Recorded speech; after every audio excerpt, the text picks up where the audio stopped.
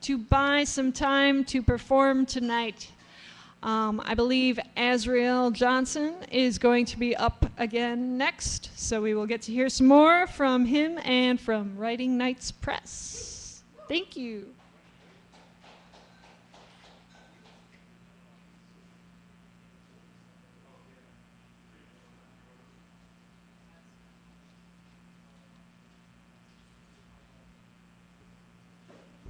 And now I'm a hip cat because I've got the computer and shit like this. So, just want to make a reminder that I'm selling copies of this anthology, and half of everything I make from this anthology I will be donating to Poets Haven. Or, well, not Poets Haven, for Lake Epic Poetry. And We're not actually quite the same thing. I know, I forgot. But I think the barista's gonna like this one because she's kind of doing what's going on in this poem. So you should listen. You're gonna like this. It's called The Monster's Notes. It's really old, but it's cool. Roads traveled, distance passed, experience lived but never last. Broken sentence, chorus screamed, dark-faced singer sings my dreams.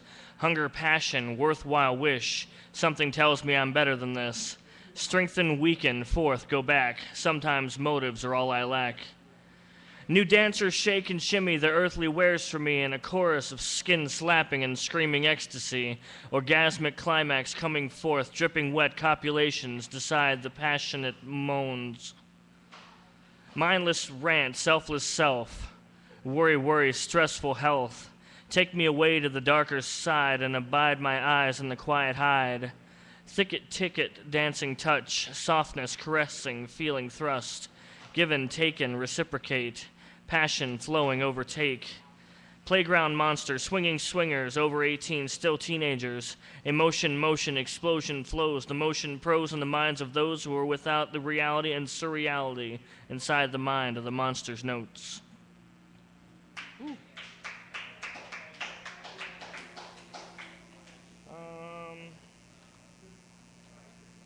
Here's one I like to read sometimes. It's called Hospice Martyrdom. Millions of people die in the name of God. Millions of species of animals die before we even know they exist. But this misguided moron is going to martyr 50 butterflies in the name of a business masquerading as a servant of a dying God. They give us candles for the ceremony, which my comedian's mind immediately turns into a lightsaber. Flashes of Star Wars fill my head. I guess it's better than pretending to be Dr. Claw. I'll get you next time, Gadget. Next time. October 2nd is a horrible day to release drug butterflies in the world. The temperature is 50 degrees with 30-mile-per-hour winds. I'll tell you why we chose the butterflies closer to the end. Yeah, because they're gonna die, you fuckwit. Ah, the candle lighting has begun. I plant this torch in the name of España. The brown sugar sand I almost tasted. I resisted the influence of idiocy incited by the hospice master, maniacal to martyr these monarchs. Jesus Christ, this lady is dumb. Jesus Christ would righteously lay waste to this ceremony like he took care of the bankers in the temple. Jesus Christ would also address the attempt of the church to appeal to young persons with publicity posters pouring with street slang and text speak. OMG, let me get at you later about that. LOL him. We step outside and our drug butterflies are coming out of their chemical catatonia, thrust into the harsh October weather. I open my tiny envelope and my butterfly is dead. But I find another butterfly as futile flapping on a step.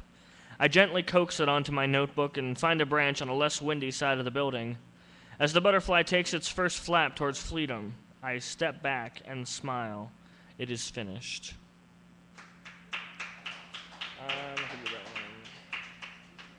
Thanks, guys. You know, I'm not going to do profile.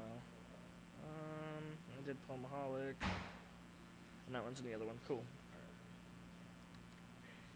These next ones I'm going to read from my chapbook, not the one that's sitting here that you should all buy for $5, the Squire. No, it's my other one, the first Writing Nights chapbook, Hellfire Heaven Sent, which is also mine. This one's called Who the Hell Are You? And it's dedicated to women who love douchebag men. How morosely delectable you cry on the ground. It's time for me to pounce because you are unstable. It's deliciously deadly, your tear-drenched chest. No heart beats below your breasts. I've got you now, unsteady. This miserable ecstasy with all the tears cried, you let me be inside, so nice and warm and easy. Morning comes, things to do. I leave your warmth and silence. To me, it makes so much sense, because who the hell are you? Yay! Woo! I'm just going to go till you tell me to stop, so keep that in mind. And because I'm a huge feminist, my next poem is similar to that one. It's called Her Insurrection. In the corner she curls, the blanket around her barely warm. The reality around her unfurls, her chaos moves closer to calm. The girl in the black dress, favorite of the Casanova in white. She longs for one real caress. He only wants her when she's out of sight. The shiver she feels like substance D, and the blanket isn't much help at all. It's a pity the man who cannot see or hear the cries she makes from the hall. The party mills about around her. The silence in her head is deafening. Why he doesn't love her confounds her, but her reaction to it is lessening. She coughs as she hunkers down, awaiting his next profound rejection. Her eyes, blue sky, clear of clouds, as her heart rebels in her insurrection. She stands, suddenly stoic, and quickly clambers out of the bed. Although he doesn't know it, she's getting him out of her head. The steps she makes have purpose, and she doesn't turn her eyes, and the voice that once seemed worth it can no longer prolong goodbye.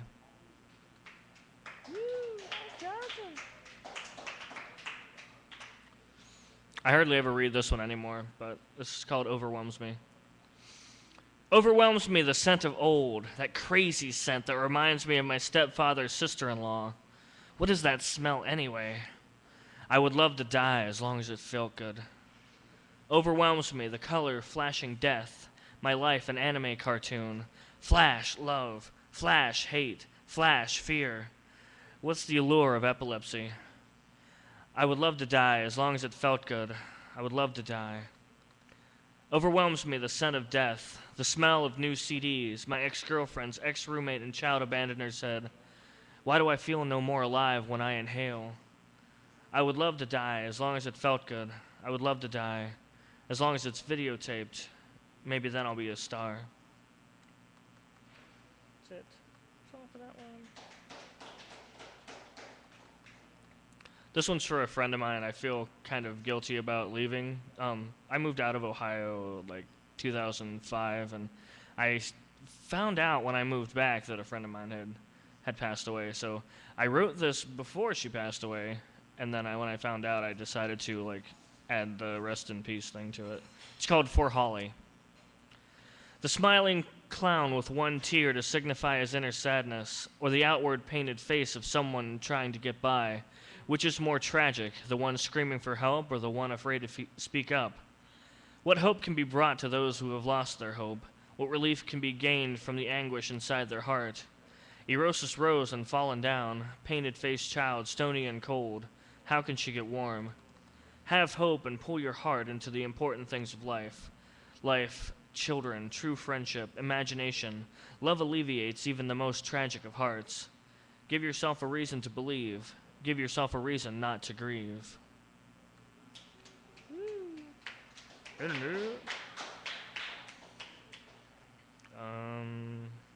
This one is actually about a barista, but not this one here. It's called Smiles Traded. 1. Smiles traded, peaking like a birthday surprise discovered, securing a smile, a bike, happily expressing faux amazement, quickly uncovered, hanging on to energy we know, only to be socially stifled, peeking smiles through busy, emotive folk music and friends. 2. Some kind of coincidence, attendance not even planned, smiles traded, warm welcome sense, heart doesn't skip a beat and mind isn't slowed to a stand. Her mouth is clearly sweet, only speaking musical phrases. Perhaps she's a cafe angel who everyone loves on sight. 3. Shoulders soft, like a lady fair, and glasses gracing a face specializing in genuine care. Her smiles traded for my written aptitude, special words filling space, hovering around a heart bitten. On a completely unrelated note, poetry scribed in this method expresses true muse adoration.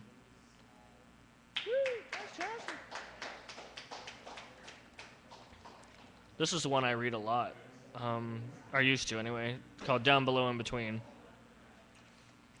You think I'm a dirty old male. You think I want into your pale, ripped jeans. Down below in between. A cad isn't glad, he's a cad 'cause he's bad. But I'm worse, with my victimless curse. The only one dying in my universe is me. Down below in between. The dreams that I dream, they're for me, only me. They give voice, they give choice to the moors, to the doors. They run rampant with whores and queens. Down below in between. Deteriorating the healthful, the pills you shove down their throats. That's my fucking world you're killing. That's my fucking world you're killing. Sometimes, when that last thread breaks, the journey on which it takes, from ocean to river to a mountain lake that's clean, down below in between. Nothing's clean and I'm yet to be seen. The animator's mine, caught inside mine. The bar is held in behind for me, down below in between.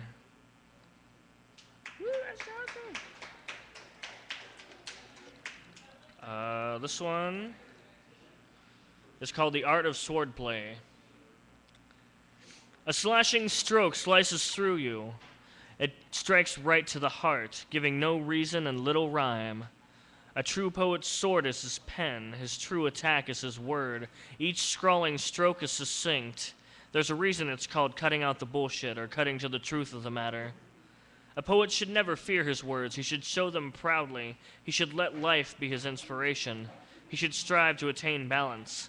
The power in his words should seek only balance, never malice, justice, never vengeance, but simultaneously they should seek passion, poise, control, chaos. Free thinkers are dangerous, but art is war. A poet stands ready, sword in hand. A poet stands strong, ready to fight. As a person, a poet can be defeated, but his message, his ideal, if it is strong enough, can be immortal.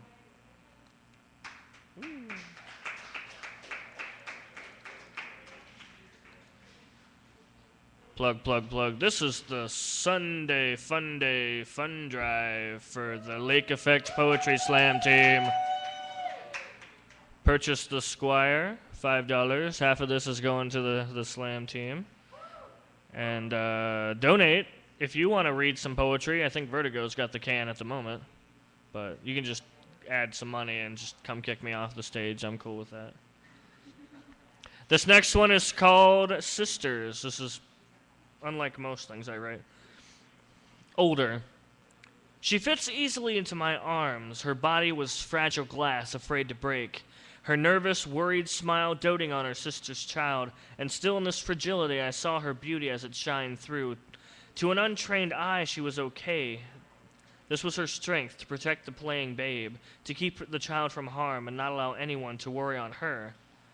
The physical damage, though severe, she would not allow to slow her down. Never. Younger. The boundless energy I remembered from our youth shone through, the patient nonchalance of a parent combined with the inquisitive girl I knew long ago. Her thirst for life was only matched by her love for her daughter and her sister. Being there every step of the way and being amazed at the strength of her unfortunate sister, willing to sacrifice for her family with a smile. That's it. Woo! We love you, Ed Johnson. Woo!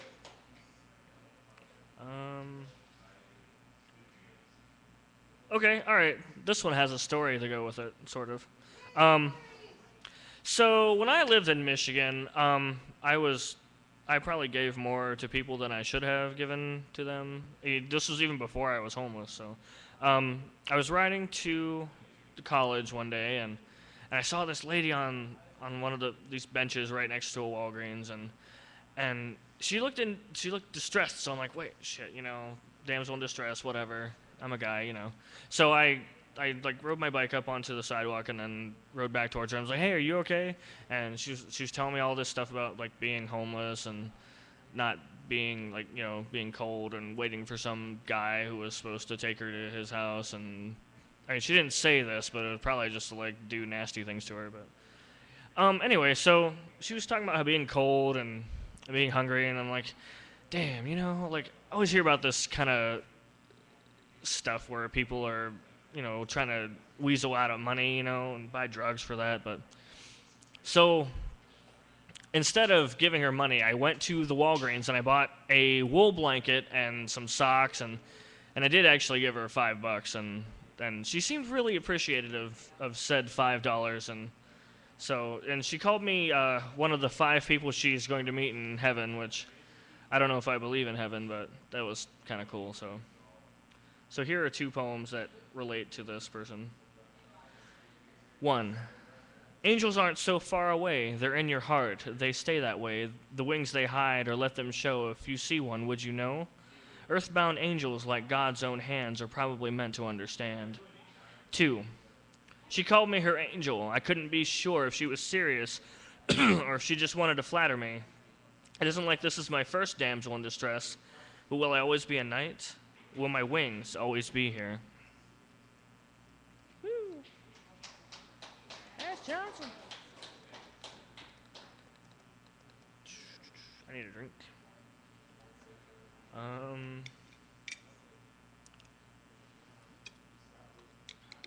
don't like this song. I don't like this one anymore. Next. Okay, so my girlfriend has a lot of knee problems, but I used to have a lot of knee problems too, so this is related to that. 1 more hour to go insane. Knees hurt so much, too much standing in pain. I want to give this up, berated by ex-girlfriends or irate customers, stuck in this 9-to-5 situation at 7 p.m. I feel the walls of reality degenerate at the speed of the sound of a light. Just give up and collapse. Let the darkness overtake. What is a strange sensation? The sensation of dilapidation. 1 more hour to go insane. I think I might make it.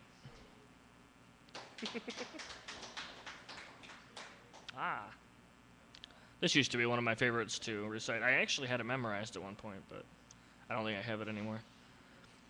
Poetry, passion, purloined like purses, stolen, snatched, and snared from me. Words wrangled, wrapped, and weeded till only toothless tragedies remain. Fragmented facades of fantasy's folly struggling through my sieve of a mind, taken and twisted until untouchable, tangled, and spit like saliva on these lines. A cage of carelessness coerced this course, no fault or flagrant foul performed by others ostracizing or over-criticizing. My deeds were done by only one. My misery, my own misfortune, my own mistakes, misnomers, misanthropy, my own problem.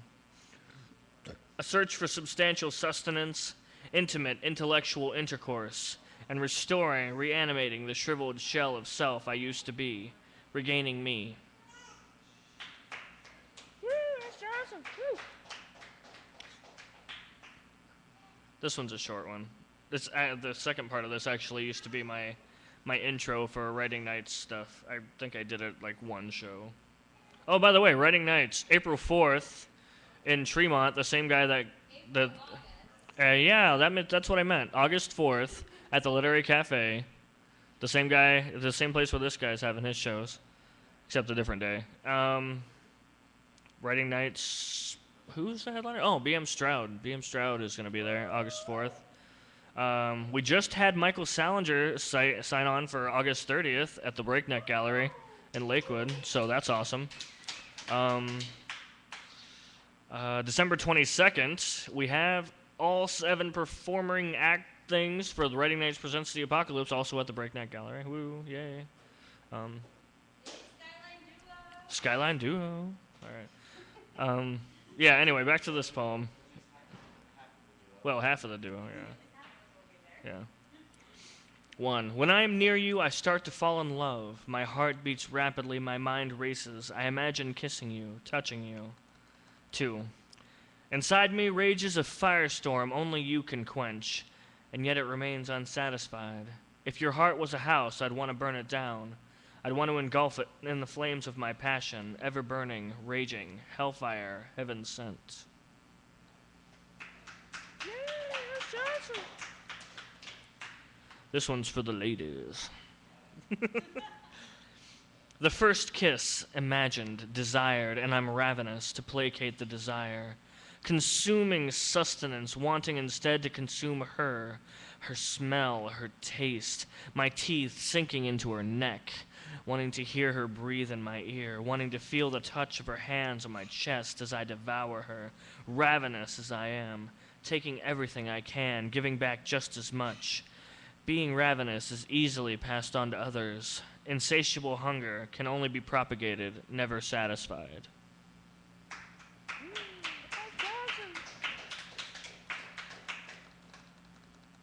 This one's a fun one. I remember this summer. The summer I wrote this was fun. Just say that. It's called The Child and the Man. I drink chocolate milk from a wine glass in hopes to keep my adult sophistication while holding on to my childlike wonder and imagination. Macaroni and cheese with purple crush with a bologna sandwich complete the meal. But the sandwich has steak sauce on it. The macaroni was made with tuna, and 2 days ago I spiked the crush with vodka. I fight every day between the child and the man he grew up to be. No headway, no ground is made up. Nothing is lost, nothing is gained. I burped and laughed.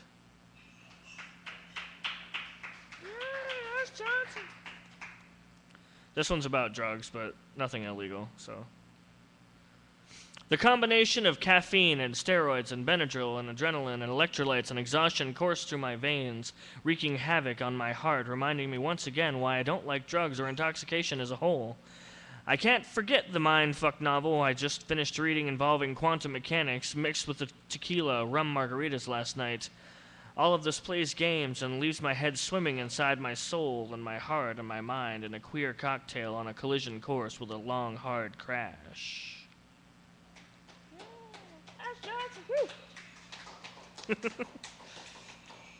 This one's another sexy poem. I never read this in public, but I'm trying to help y'all out, so. Chaos and debauchery, my hands that clutch a Valkyrie, her screams elicit ecstasy, her passion draws its strength from me. My sword it plunges skillfully, our battle rages endlessly, our fighting acted lustfully, vitae and seed spill easily. Tremors shake us fitfully, our nerves they switch repeatedly, a mini-death comes powerfully, we cease in small serenity. Our heart beats slow instinctively, she closes her eyes wearily. I laugh at her quite haughtily, my next attack comes easily. Ooh, eagerly. Sorry, guys. Anybody else want to read some poetry? Do you want to read some poetry, Skylark? You can read through the Squire? Yeah, but no one will buy it if you read through the Squire. No, I'll give them a sense of what they should be buying. Well, why don't I read through the Squire? I don't know. You didn't write all of it any more than I wrote. Well, that's true. I know. All right, let me do one. Not really. I'm pretty cool. Yeah. What? Jacob! Let's do Jacob. Jacob can come up here. We love Jacob. Jacob's gonna submit to writing nights pretty soon. So, enjoy Jacob.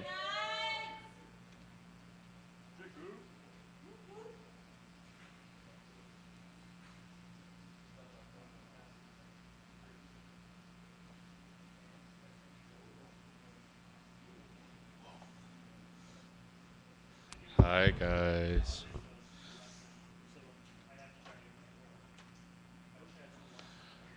Wow, this seat is warm. I like that. Thank you. Good looking out.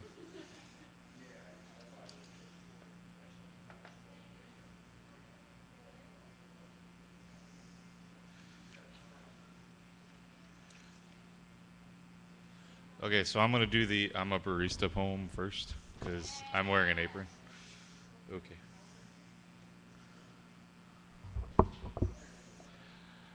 All right, this is called Automated.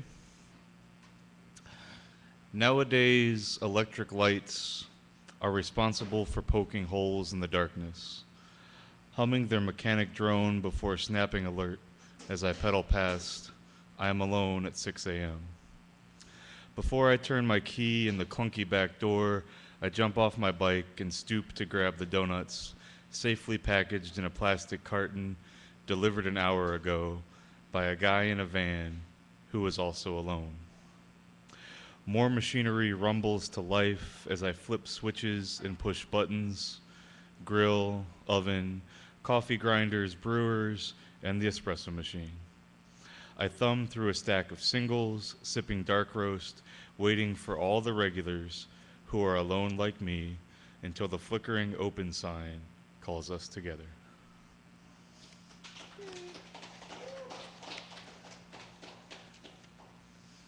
So, I heard a lot of religious poetry earlier, and my religious poetry is always really strange.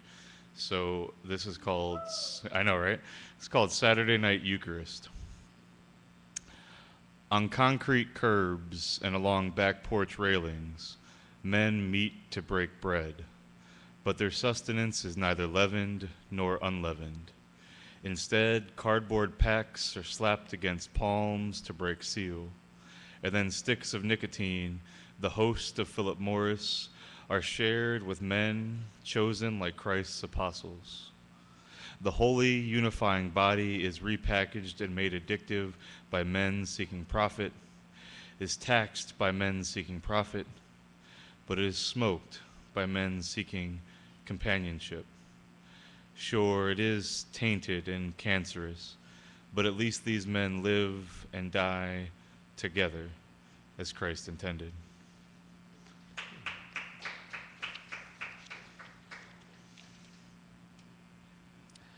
I've also been riding the bus a hell of a lot lately. Yeah, well, does anybody else hate the RTA? Well, I do, so I really hate the RTA. But this is kind of back when I liked the RTA a little bit. This is called On the Way to School, the 34 southbound. Every morning when I get on, the only other passenger is a thin Russian with long, stringy red hair. His laugh is hearty and masculine. Every day he gets his cigarette out 2 blocks before his stop. I need this cue to put on my hat and gloves. His stop is 4 blocks before mine. After me, a well-dressed black dude gets on. He has been doing this for a while. He has 2 briefcases. An I voted sticker reveals that the brown one is for Tuesdays. His shoes are perfect. Brown, low-cut leather boots with heavy tread on the soles. Professional bus rider shoes. He binds us together with his daily, "Good morning, gentlemen." Nate is everyone's favorite, though. He stands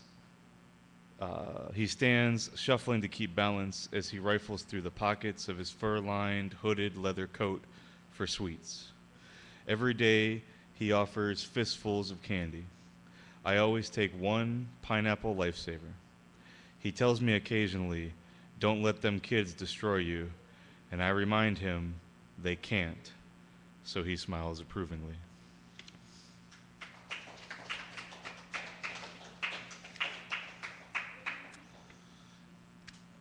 And I've been thinking about my daddy a lot lately, so this is one about my dad. It's called On Moving Day.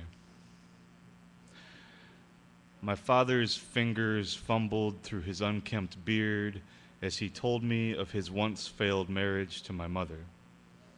It was drinking binges without phone calls home and without consideration on the nights that he never made it there. It was an aborted child without previous knowledge of pregnancy, of procedure, or of paternity. His fumbling ceased before he told me of reconciliation or resolution, but he did shed some light on a story I'd already heard, filling in the gaps with his words and adding something unspoken of his resolve, which I'd admittedly been losing sight of lately.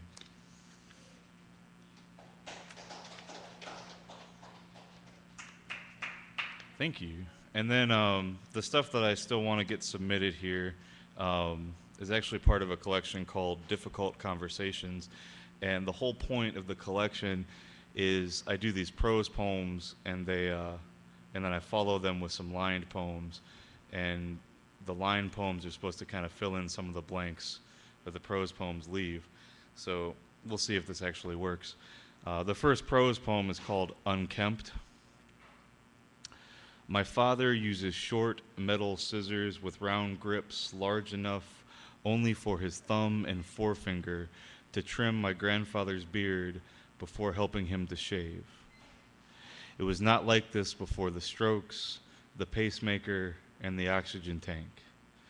His skin is gray now, and it is evident that he has not showered for days. I promise my father I will call more often. And then in that section, under Unkempt, is a poem called Placebo. It was a subtle turn of the shoulders. I wonder if my father would have noticed it had he not been a nurse nearly 30 years himself. It was the kind of turn that told my father and the second EMT there was nothing they could do. Maybe his lip quivered a little, or maybe he turned to the nervous pacing he'd practiced when my sister was in surgery. Whatever it was, somehow they knew it was time to pretend. They were doing CPR as they wheeled my mother out of the house, and he knew it was for his sake, not hers.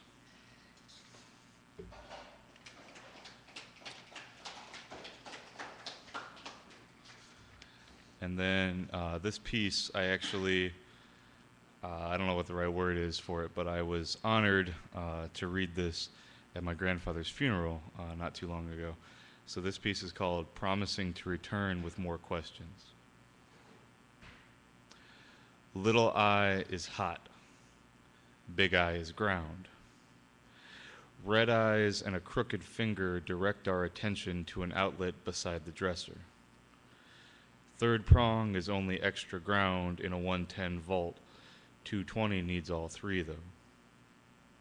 35 years as an electrician and nearly 30 more since his retirement, my grandfather advises my brother and me from a hospital bed delivered to the back bedroom I slept in as a teenager when my father was out of work. After 30 minutes of conversation, he has unclipped the oxygen supply from his nose and is walking out of the room. He winks at us and teases my grandmother, who tells us she has not seen him this well in 3 months. And then the last lined poem in that section under the prose poem Unkempt, so the last line poem in that section is called Grace. My parents had already been relieved at my sister's bedside by the word benign. There was a boy in the next bed, barely a boy, hardly old enough to have a name, but still 6 months someone's son.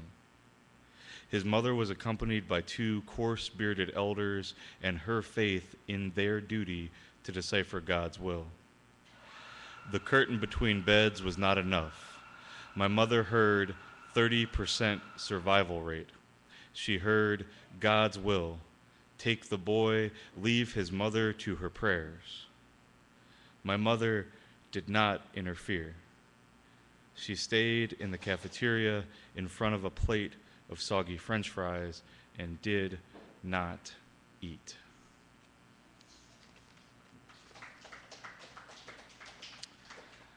And then another section that begins with a prose poem. This poem is called Adoring Honestly. It's because women are superheroes. Adoring honestly. After your morning coffee, but before paying your taxes, kiss a woman. Any who is willing, each is beautiful. Do this every day. Take your confidence in the truth. At least one woman loved you to life at least one time.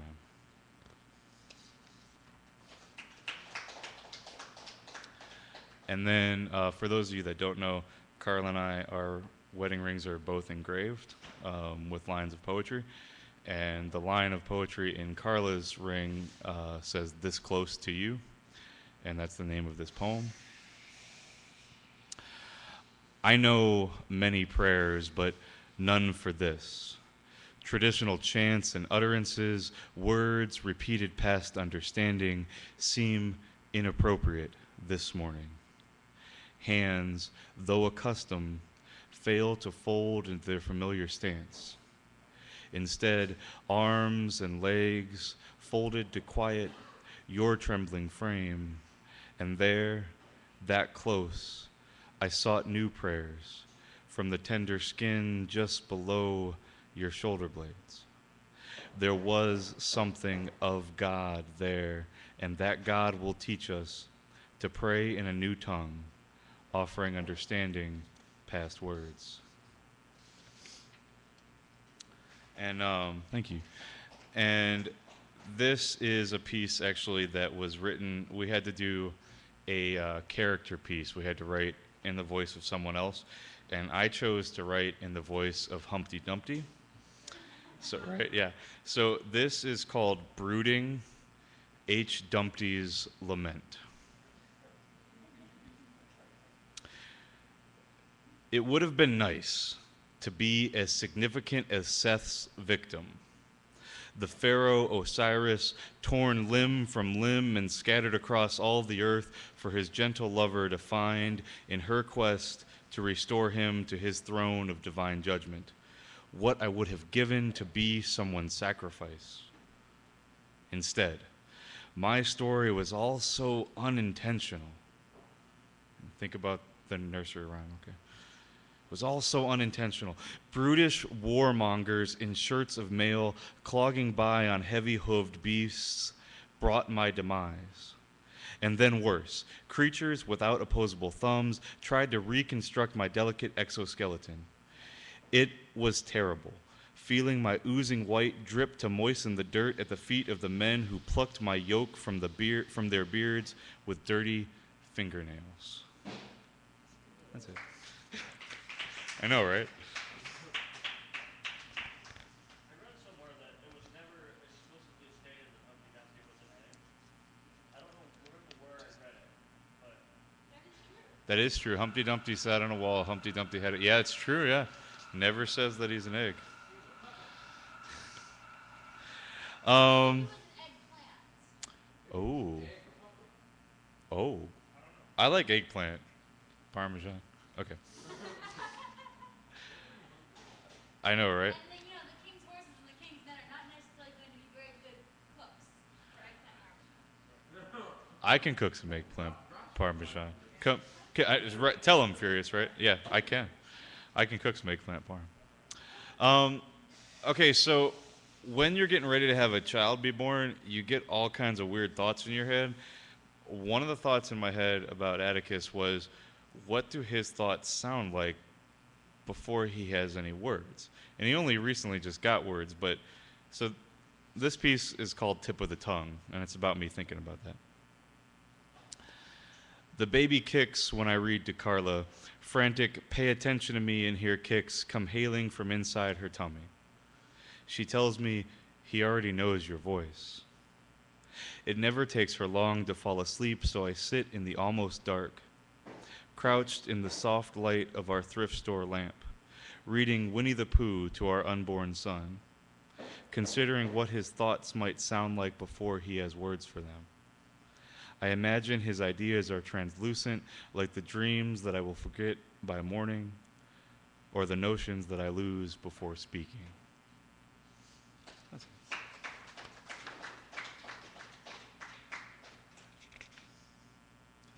Oh, Fear, this one's embarrassing. Just so you know. Yeah, this one's, you might, I don't know. I'm warning you, it's embarrassing. So, it's up to you. All right, this is called Rushed. I've done this one a few times before, and I like this one a lot. I'm going to tell you, it's embarrassing, Furious, because I once billed this as my trying to get laid poem. So, this is called Rushed. Kneeling, cramped in a cafe restroom, I direct and redirect my son's attention with a cloth puppet in a futile attempt to keep him squarely on a fold-out plastic mat in order to avoid direct contact with the tiled floor that has sustained scuffs and leaks of all kinds. When someone knocks on the door, I make a request in a much deeper tone than I have been using to voice the cloth puppet. Just a minute. For a few seconds, I start to consider how strange a puppeted conversation about poo-poo must sound to the average coffee shop customer whose skinny jeans and flannel shirt have yet to know the sting of spit-up stains. Somehow, wiping my son's butt returns my mind to the ever-expanding to-do list that is always circulating internally. Now is where it gets embarrassing, because this is what parents think about. There's only one clean frying pan left, so you'll have to empty the dishwasher and reload it before anyone can make dinner. And you forgot to thaw the chicken anyway, so it'll probably be pizza again tonight, which is not losing you that 35 pounds, or saving you the money for a trip to somewhere warm. But the hotel sex, I told you, but the hotel sex would have to be quiet sex anyway, because you've had the baby with you, and it's been 47 days now since you had any kind of sex, so you really should call the sitter soon. And how are we almost out of wipes again? I finally fasten the last snap on my son's pants and can consider him dressed, dry, and satisfied, at which point I frantically gather his things, shouldering both the bag and the baby, and exit the restroom so the poor guy on the other side of the door can come in and pee.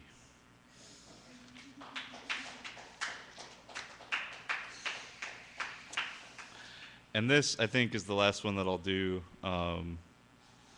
It's really hard to write about how awesome it is to watch a kid being born, and this is the first time I attempted it, but it's awesome. So this is called Where Warmth Comes From. The umbilical cord relents under sharpened scissors, reluctantly separating life from life. It takes my trembling hands 3 tries. Each time another layer of the bone-thick cord snaps and peels back until we too are 3. She leans into me, resting after 12 hours, and we dress him in white cotton. We hold him close so that he may remember where warmth comes from.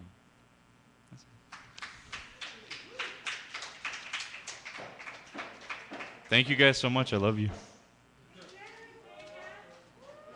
Woohoo. I'm gonna go drink coffee.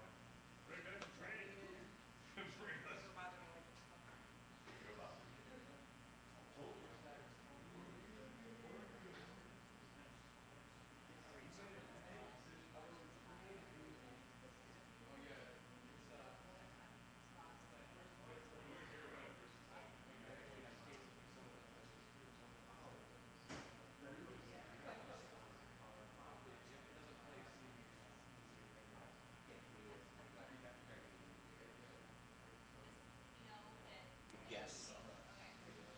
Yeah, he was texting me earlier today. The whole list. He left his phone charger.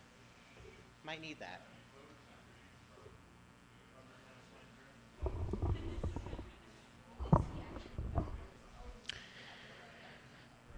So, as we come up on 10 p.m., we've got 2 more hours here, streaming live from Coffee Fix Cafe in South Euclid.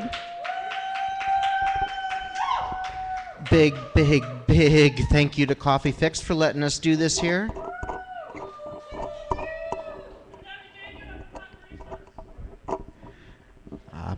I'm, of course, Vertigo from Poets Haven. We do a show here every other month on the 3rd Saturday. We will be back in here August 18th. Skylark will be one of our features.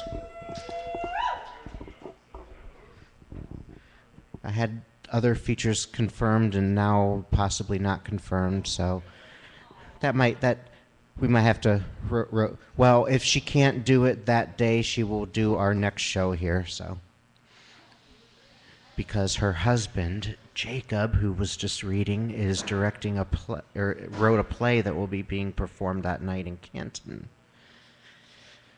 I'll have to see it Friday. I would like to make a announcement. We have hit our minimum fundraising goal. Lake Effect Poetry will be going to Charlotte. Thank you everybody who donated money here. Thank you everybody that donated online. Think everybody that's donated to the Rocket Hub, everybody that's bought the anthology. We vast majority of the people that bought the anthology will never see this because they bought it at the Hessler Street Fair and were people that knew nothing about the local poetry scene until we told them about it. So, thank you, everyone. I'm going to read a piece from Gus Wood. He is a poet from, I believe, the Atlanta area. Is he on their team this year?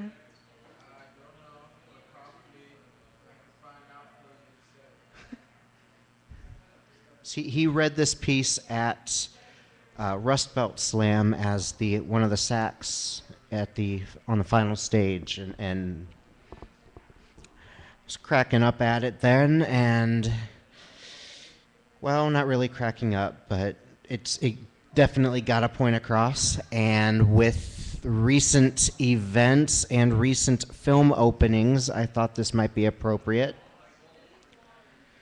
You won't find me in the comic books or the rolling credits. Stories like mine don't pack enough punch to break through the plot lines. Hell, the only super thing I can do is stay here and survive. Gotham City isn't just a playground for cops and robbers, for the crazies and the crazies that chase them. Some of us live here, driving normal cars to normal jobs for a paycheck we desperately need. We ain't all billionaire playboys. I always get asked at the parties, once my hometown slips out, if I've seen him. They always ask about the Batman, like we all run screaming in the shadow of his wingspan, like we're cartoon characters begging for rescue with a thank you in our throats. Most of us are smart enough to stay in the light, to stay out of it.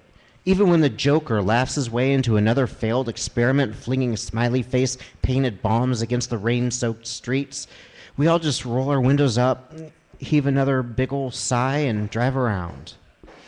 Just another day in the city, but maybe after a few stiff drinks and an hour of pestering, I just might tell you the story.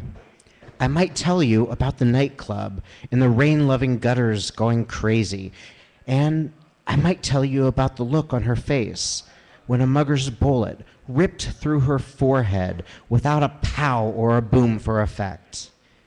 Then the fists and the fear and the flash of black cape, everything you read about, him saving the day again. In minutes, the gun was in the gutter. In seconds, the man was in handcuffs.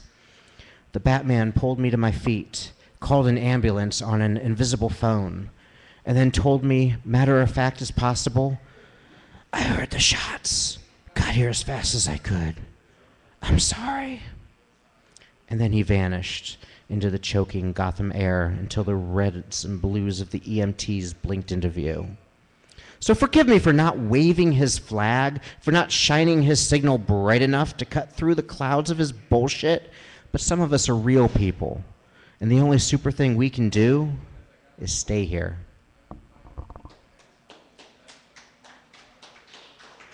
That's Gus Wood.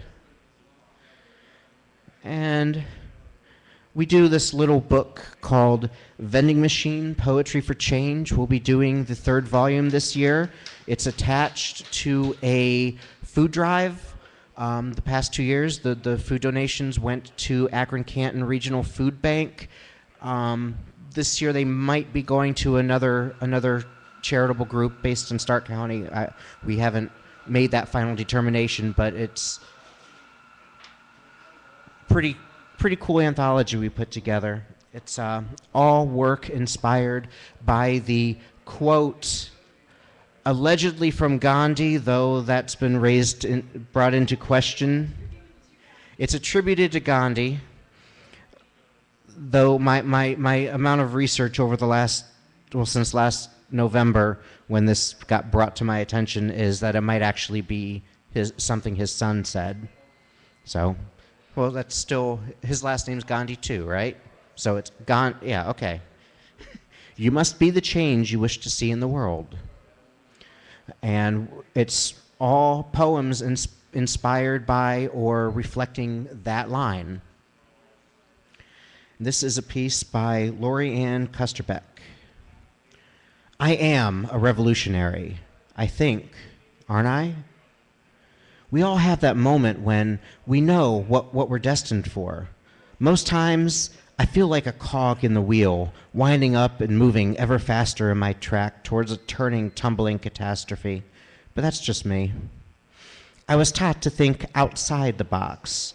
The first generation to be told and sold on that phrase, to think wider, grander, to come up with innovative solutions, to solve the problems the previous generations left for us.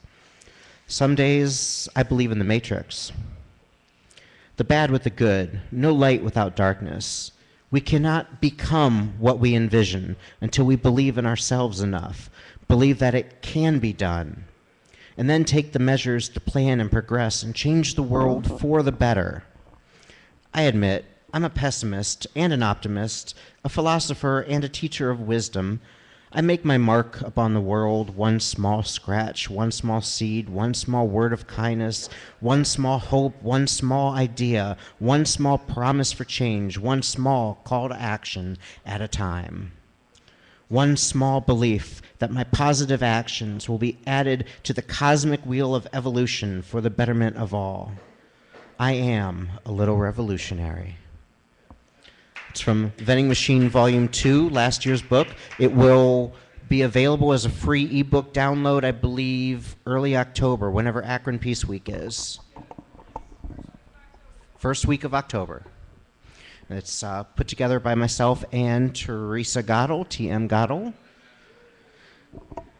And we are currently taking submissions for Volume 3. Check out calls.poetshaven.com for a list of open submission calls. We've currently got 5 posted for upcoming anthologies. And I'll do one more, 1 second.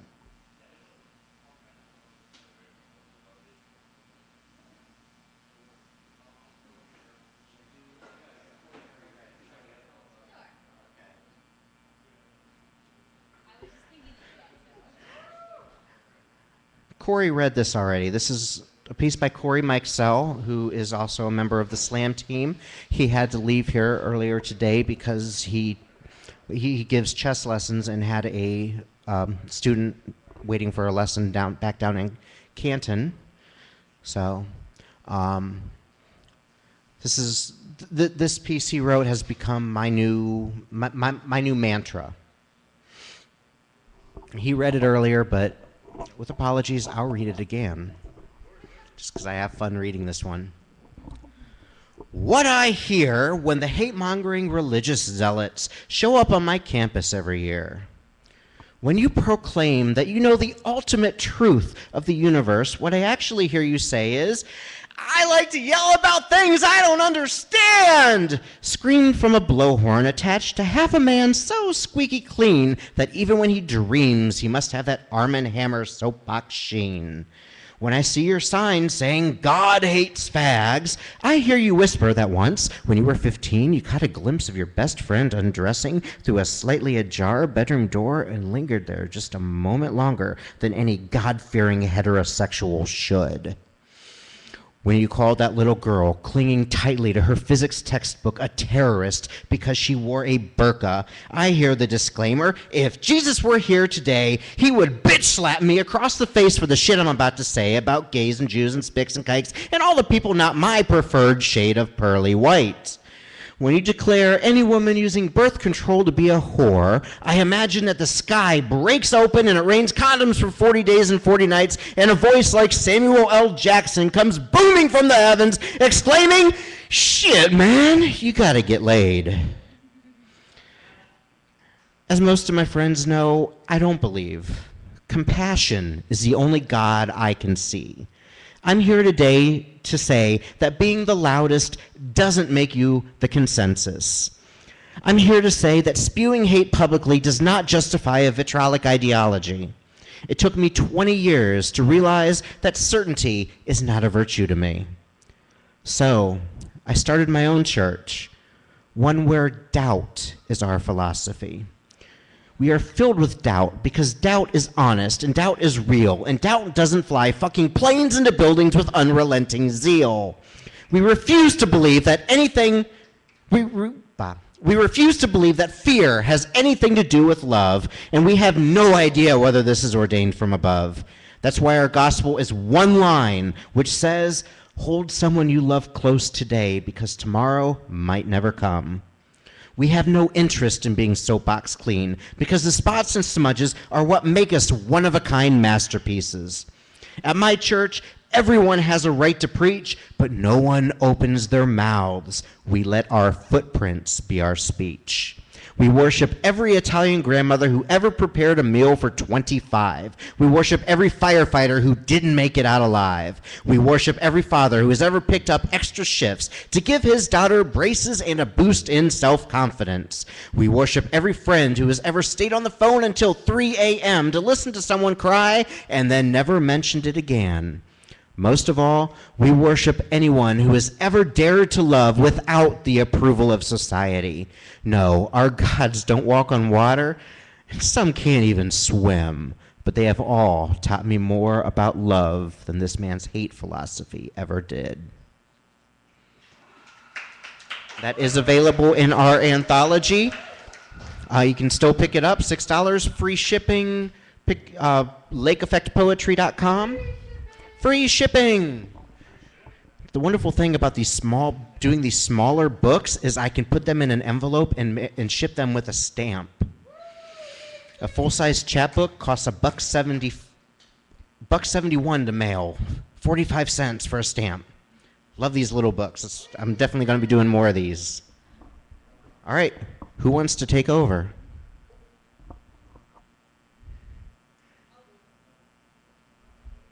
All right.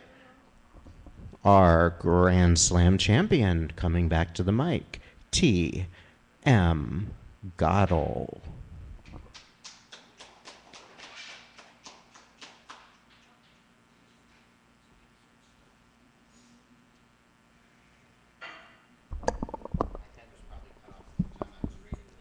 It's all good. We know what you look like.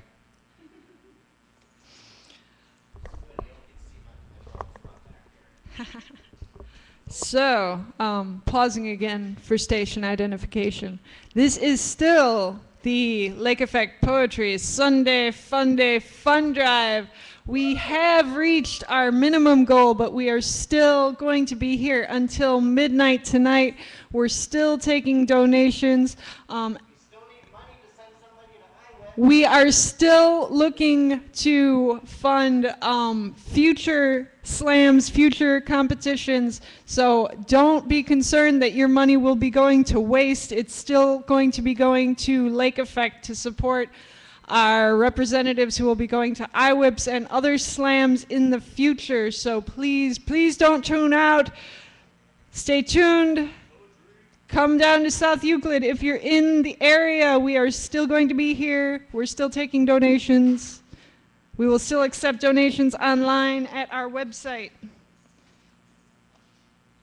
So, back to the poems.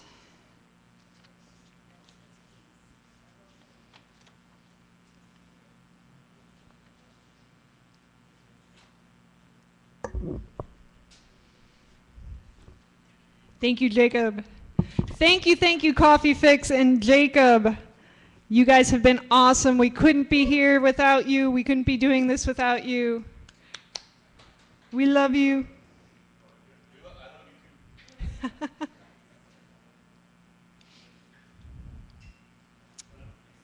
Bye. Take care, guys. This is called Students of Season. I light the lanterns for you every night.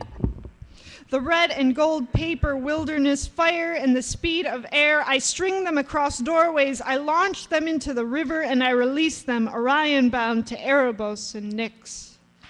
I petition 3 witnesses, students of the seasons, I drape your lace white across the moon. I pour bowls of water into the ground, and I leave fresh pears on the doorstep. I stitch white patches into my clothes, but I heard that you wait for the lanterns. I would stuff your eyes full of constellation dust, breathe flowers through your nose and mouth, wash your face in the silk salt taste of ocean, anything to crowd out the shattered face, the many ships of glass. I would light the lanterns for you. But it doesn't matter. You're already painting orange stripes across the walls, skin of the tiger lilies with narrow tongues in pursuit of song and chatter. You are splashing through the rainbow mud of storms and washing in the fruit of autumn leaves. You are climbing trees, wearing Indian paintbrush in your hair and calling upon sun and cloud, lizard and bear, jonquil and pheasant to sing your songs and play your games. Still, I knit vortices of ascension and seal them in reliquaries.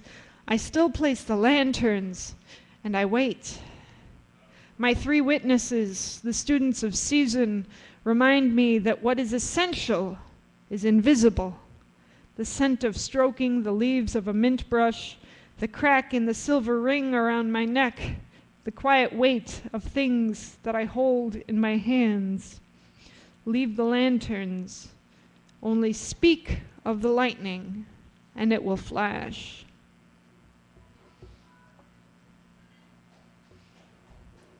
Thank you. This is a poem called Birthday, and I originally wrote this for Akron Peace Week last year, and it does appear in the vending machine anthology from last year as well. So please also consider submitting to all the upcoming Poets Haven things, especially the vending machine anthology, because everything that we raise from that does go to a very good cause.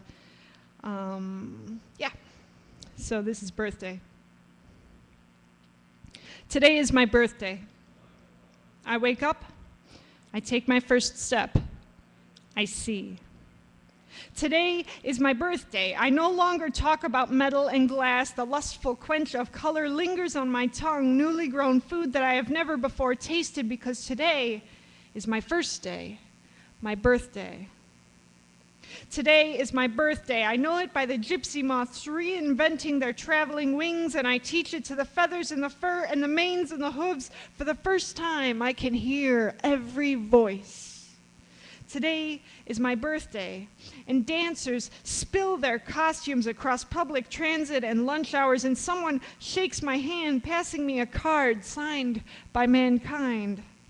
Long before today, it was decided if I would be a cobbler, an engineer, a clock builder, a reaper, a doctor, a farmer, but on my birthday, I have decided to be. Today is your birthday. Wrap yourself in a jacket of eyes, blue and green, a peacock's tail pointing all directions, all the better to see. The corners of a field square themselves, mountain, valley, pinch, tuck back, folding earth and grass into the shape of your hands and face. Through some alchemy of some earthbound kitchen, your heart is fired in the oven until it beats. Today is your birthday. You whispered so many things, crippled by the bleeding wound of a story untold, but today a crown is placed on your brow, and the oak and the rock maple ply your ear, telling you all the old stories in the blessed language of the crane fly and the ground ivy, the story of the tree and how it drinks from the stream, from the rain, and from the well. Today is our birthday. We sing an epic hymn about the following rain-bright taillights down the epic throat of our God. The butterfly breaks the engine and saplings buckle the supply chain. We count the seconds between the vision and the voice until we can tell if the storm is coming or going. On our birthday, we wait in the patience of a nightshade root, washing our skin in a bathtub of starlight, even though we expect to be burned by the heat, knowing that we will carry those scars. Today can be our birthday, if we choose it. Thank you. Is anybody interested in reading? We are still taking donations. If you'd like to read tonight, everything we collect will be going to the Lake Effect Poetry Slam team. So if you're interested, talk to the man in the rock and roll t-shirt over here, and he will hook you up with some time here on the mic.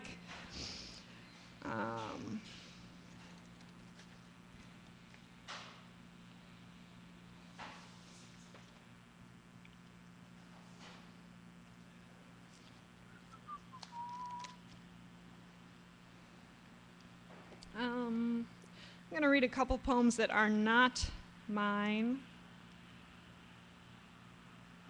Earlier in spring, I got to go on a road trip, and we stopped in, we kind of took a little Midwest Southern tour, and we stopped in several different states, and the first place we stopped was in Nashville, and we got to hear some fantastic poetry from Kate Daniels down at the Nashville Museum of Art, the Frist, and we got her book there, and these are some of her poems. This is called The Writer. She has fallen in the bluish glow of the nightlight, asleep, her face pressed in the carpet, her hand still curled around the fat yellow pencil she has used to write my name on the blank page of her spiral notebook. Not Mom, but Kate, the K twirling, vine-like, umbilical, funicular, down to a nest of scribbles within which she must have sought the outlines of the 4 different letters that compose her name, the name that is hers alone, for which she alone must take responsibility, but which she cannot yet discern within the clamor of her text.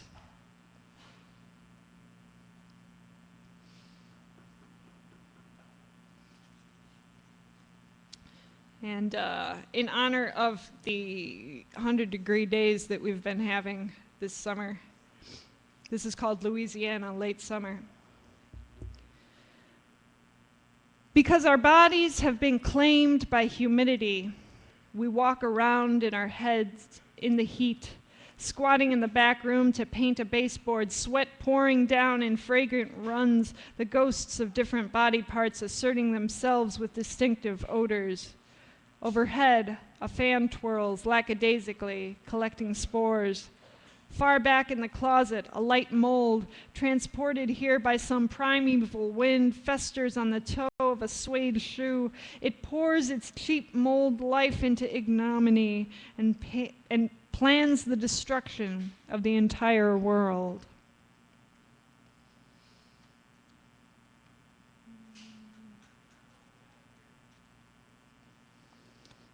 And this is called Old Pain.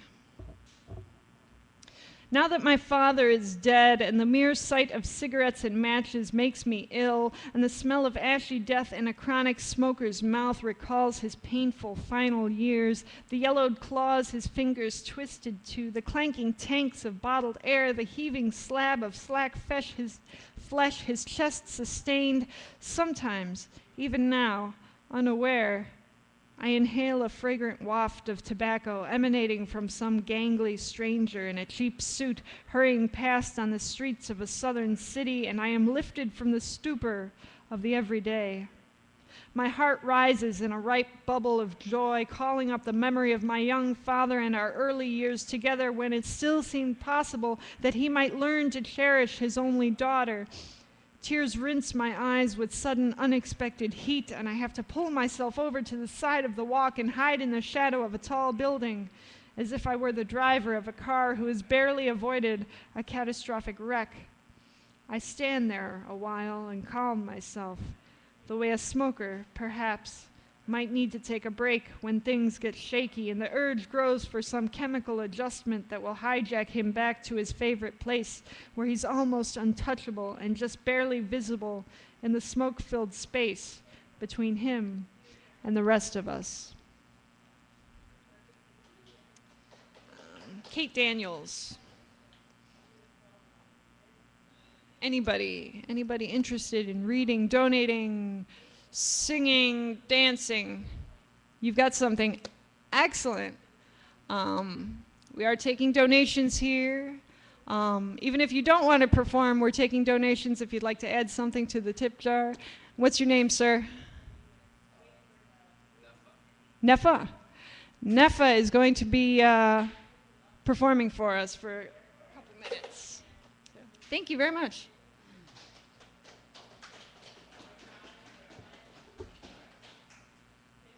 I didn't plan on this. I just wanted to get a snack. But I came here, and poetry is always a good thing. I haven't recited this poem in a while, but let's see what happens. Can you guys hear me okay?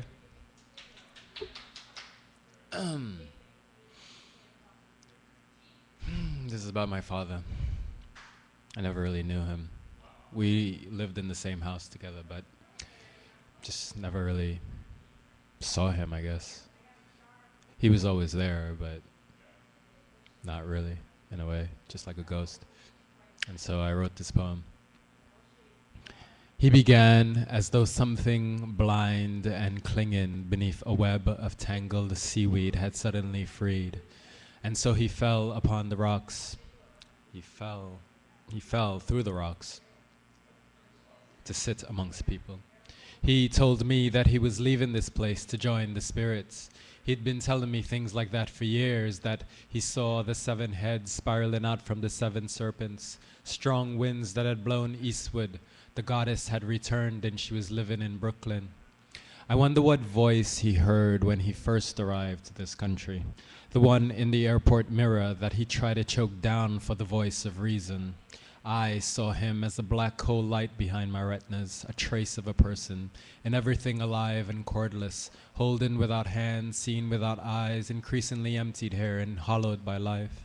And life here was indeed poisoned, where fathers sat us down to perish, and we weren't just poor and violent or feeling constantly stabbed. There was something else here, shrinking people, making us small. His future did not come with sea of pestilence and bomb, as futures do not come at all, they suddenly dawn in us. I saw this pattern on the backs of minds, enclosed in colorless lives, we've collectively arrived at the banks that maims the spirit, at a bottomless well along man's descent that gobbles nations but could never be filled. He began as though something blind and odorless that leaves its ripples along the breeze. He was like the breeze that had blown ashes on the buildings of my childhood, where memories are cold, but not cold enough for scarves and coats and shawls. Lately, I look for him from cities of flattened space, with wide avenues and freezing lakes, on the rim of cold and desperate, making faces harden and eyes squint at his approaching form. And so he began. And that's my poem. Thank you. Yeah. That's all I have today. I mean, I could remember certain things, but I think I better leave. Thank you so much.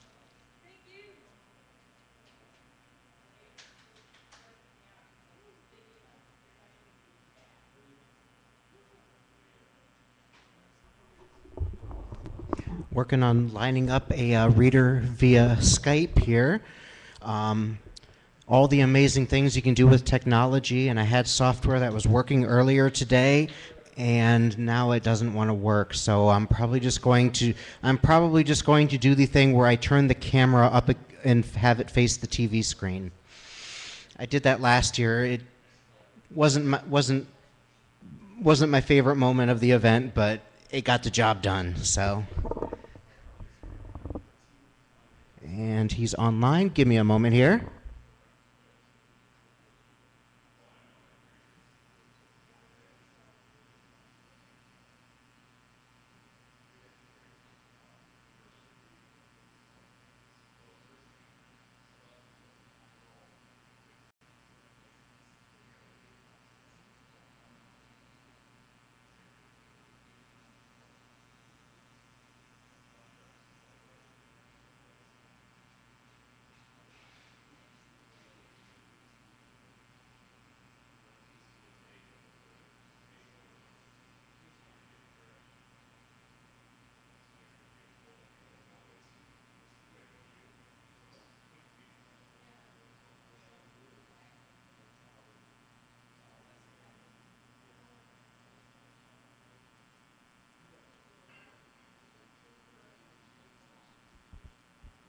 He is setting up video calling. Okay.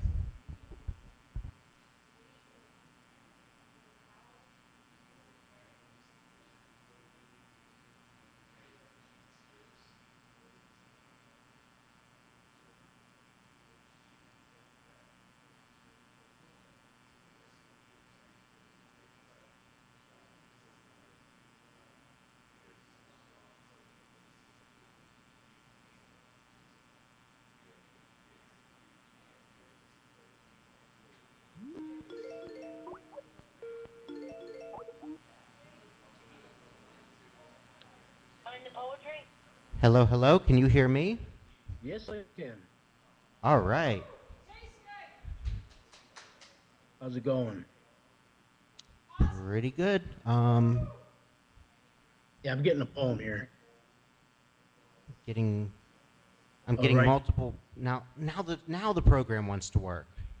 Yeah, I was surprise. Okay, okay. We're not we're always at odds with computers. It's on the floor, Kate. That's the full screen button. Full screen button. How the hell? Oh, here it is. We're I'm working on two screens here, so Oh, I'm on thumbnail here. Hey, oh, I'm getting smaller. Uh-oh. Singularity. all right, ladies and gentlemen, Mr. Matt Raymond. Hey, please. Thank you. I'm getting in one moment here. I'm sorry.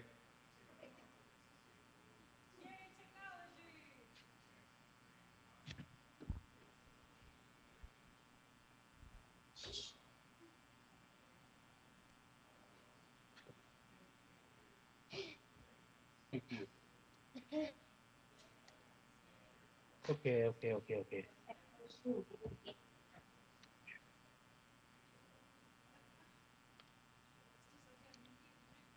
Shoot, I didn't know this was gonna.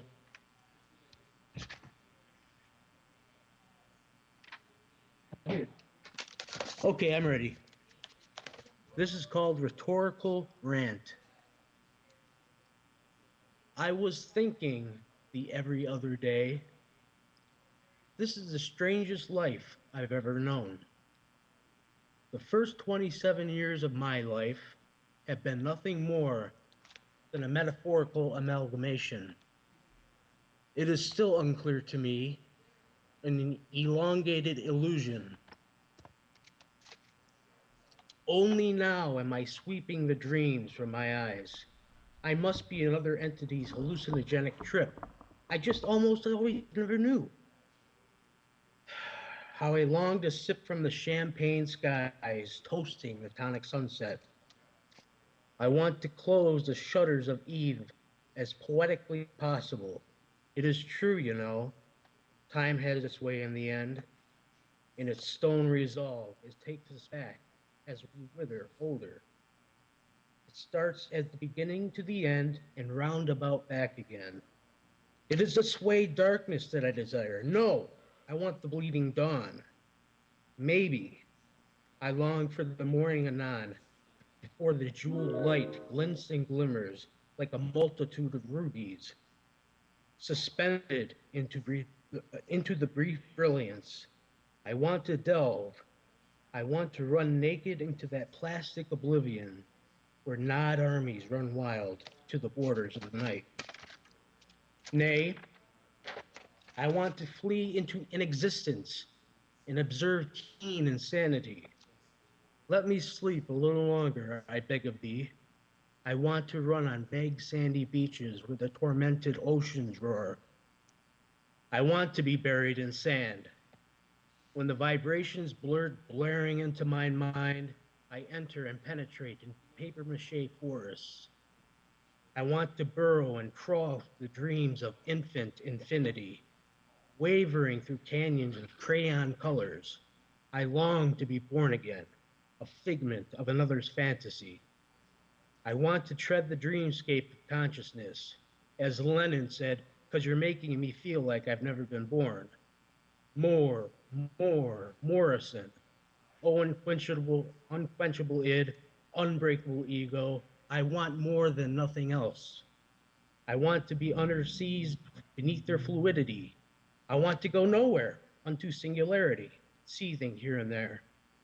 I want to be under the ocean's fathoms in starfish galaxies of silted stand constellation twinkle. An operatic overture out of tune, and in some neon rambunctiousness under the black light sunset. Every, oh wait, hitherto the wherefore, nevermore is omnipresent. Every door has a key, every day mourns, every sky has clouds which try, every ocean has rock bottom moors. Everyone is born again over and over, surely as the book has meaning.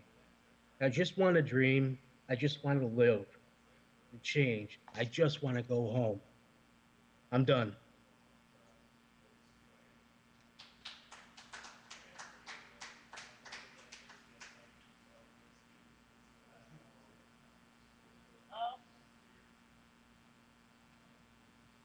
Okay.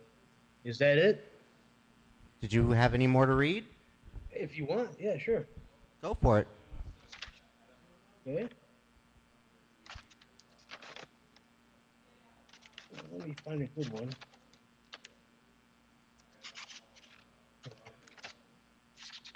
Trying to find a short one here. It's totally not prepared. Let's see here.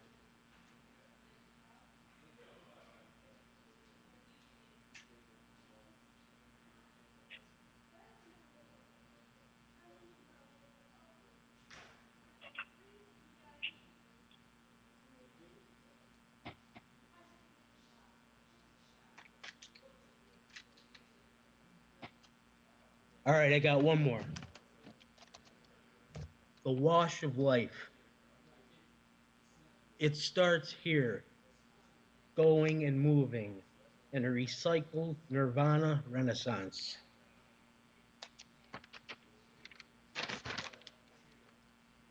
A lazy fair.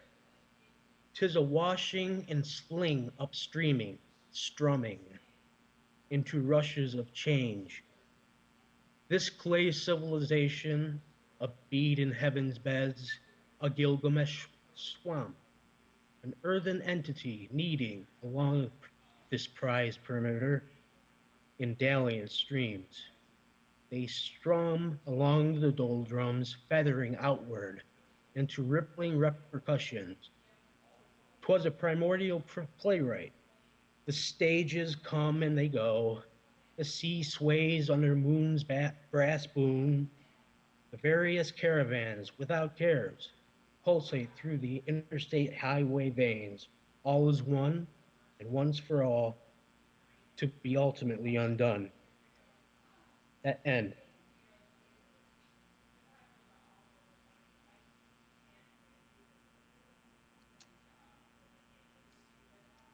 We still connected? Yes. Cool. That was the end of that one. Do I have a time over here?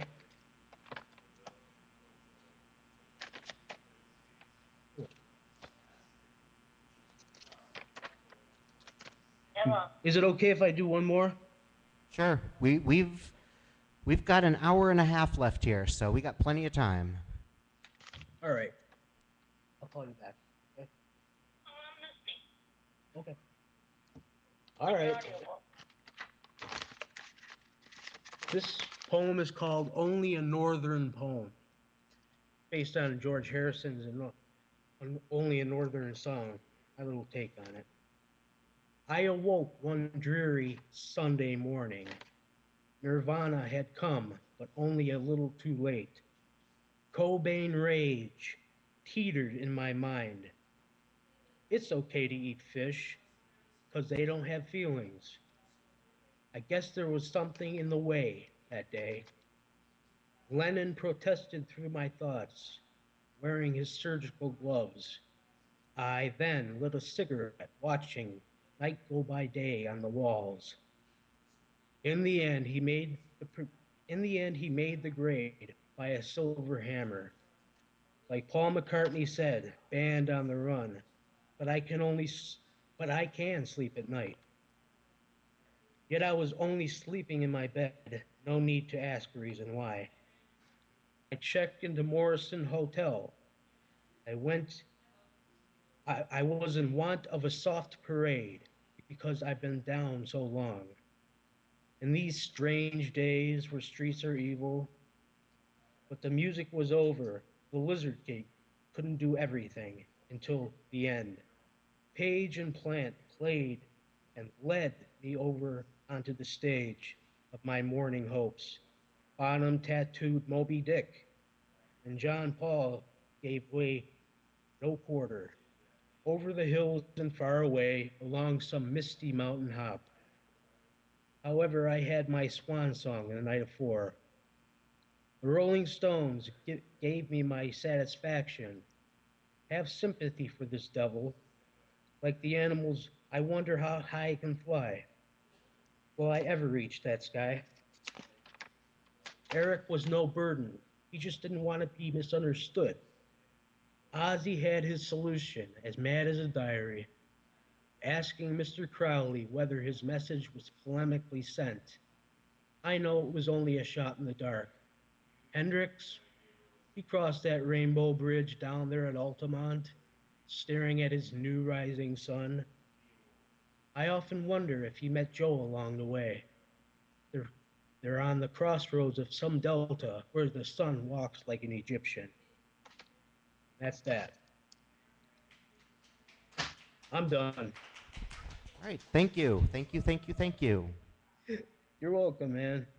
And again, to our other viewers at home, you can hit lakeeffectpoetry.com and make donations there. Got too many screens here. Wow. Yeah, Man. There we cool, go. man. Yeah, thanks, bud. I get full screen. I like those quotes of songs in there. Yeah. Okay, there we go.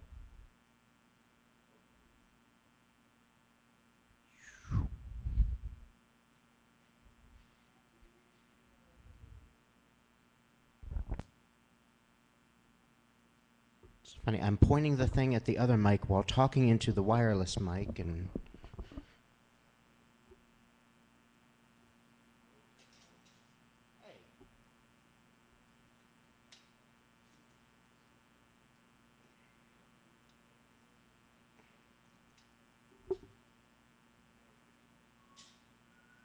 and my cheap music stand doesn't want to stay in one piece. Okay.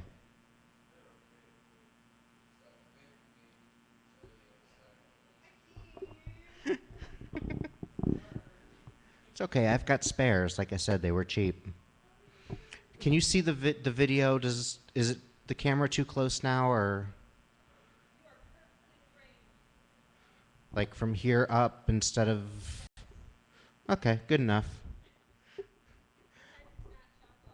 Going to read a piece from one of last year's Slam Team members, Andrew Tobias Line, who I know is not watching at home right now, but long story. Long poetry drama story. Writing, writing. I have to keep writing, keep the pen flowing. To flow is life, to quit is to die. Writing, writing. I have to keep writing. This is my high, my secret alibi. To flow is life, to quit is to die. Writing, writing. I have to keep writing. Excrete all the poison that's rotting my soul. Becoming whole. To flow is life. To quit is to die. It's from Street Corner Poetry, his first chapbook, available at Poets Haven. Currently marked down right now due to me trying to liquidate some of the massive amount of stock I have because I'm running out of room to carry it around in my car all the time.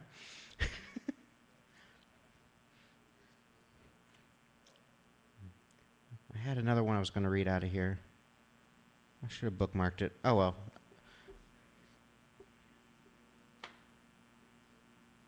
There's nothing cooler than being in a coffee shop and finding on the shelf a book of poetry from a phenomenal poet that I know, Mr. Alan Hines. This is from his book, Screaming Freedom. I know there's too much silence in a dark room. Tomorrow, you will leave, and I won't know it. I'll wait for you by the fountain, throwing away my pocket change. I'll leave after reaching your voicemail twice. I'll find you weeks later, still shaking, skinnier and sleepless. You'll come back, only for hours, to get your things. I will press against you and hold you because I have no words. I will wait for you to speak, having suffered the sleeplessness of too little of your tender voice. That's Alan Hines.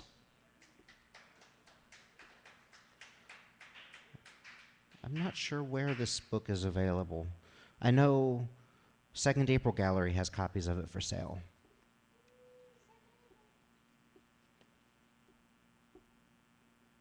Again, the Slam team's send-off performance will be this coming Friday in Canton, Ohio, during the First Friday Art Festival.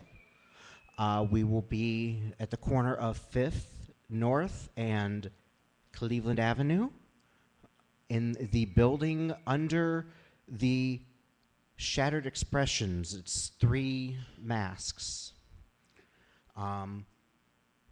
Big thank you to Arts and Stark for hooking us up with sweet locations for last month and this month's First Friday Festival.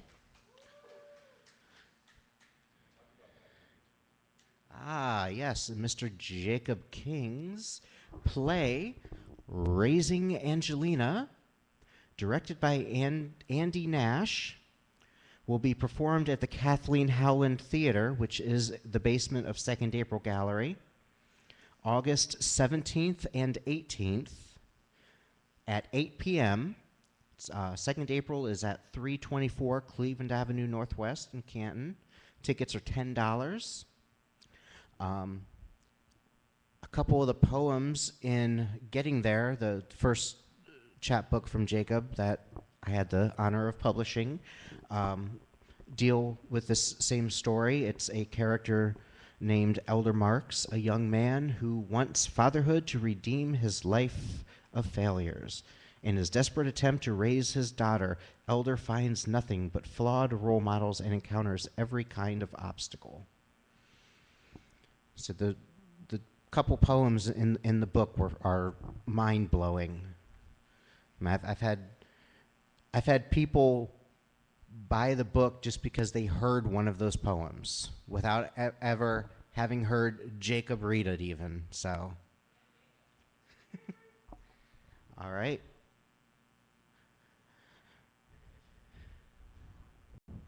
Anybody else got anything for up here? Yeah, come on. Yeah, let's get Jacob back up here.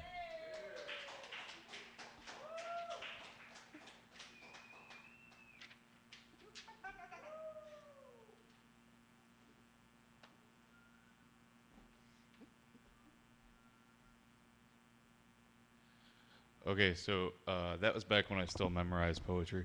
So, so the play is called Raising Angelina, and the first poem is called Holding Angelina. And this is written as Elder Marks, the character in the play.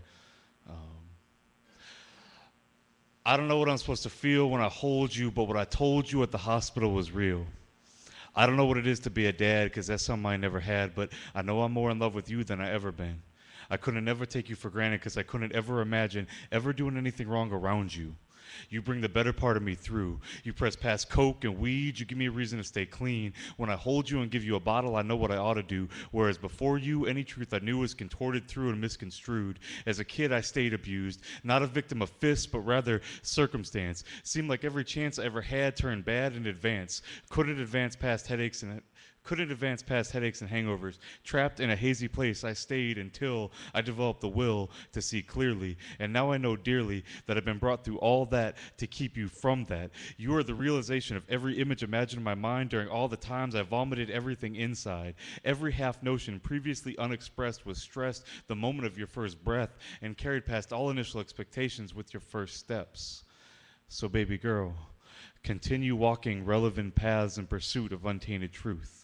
Come back and share your findings with your mom and me. And in return, you have our eternal thanks, love without condition, and pride without contrition. And then, thank you.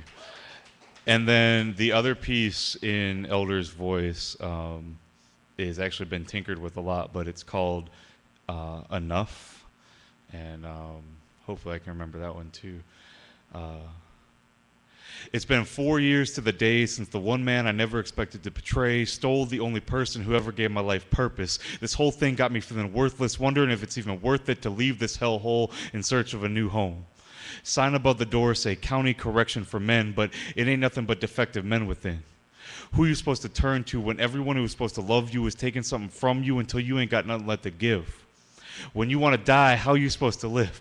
No, fuck that. I will look for something different and I will find it. Until then, I keep a tape photograph torn after being ripped in half to remind me that someone somewhere did depend on me. Seems like once upon a time, some cruel trick of the mind or a past I'm too afraid to leave behind. But today, I am free. I ain't got no one left but me, so I will be enough.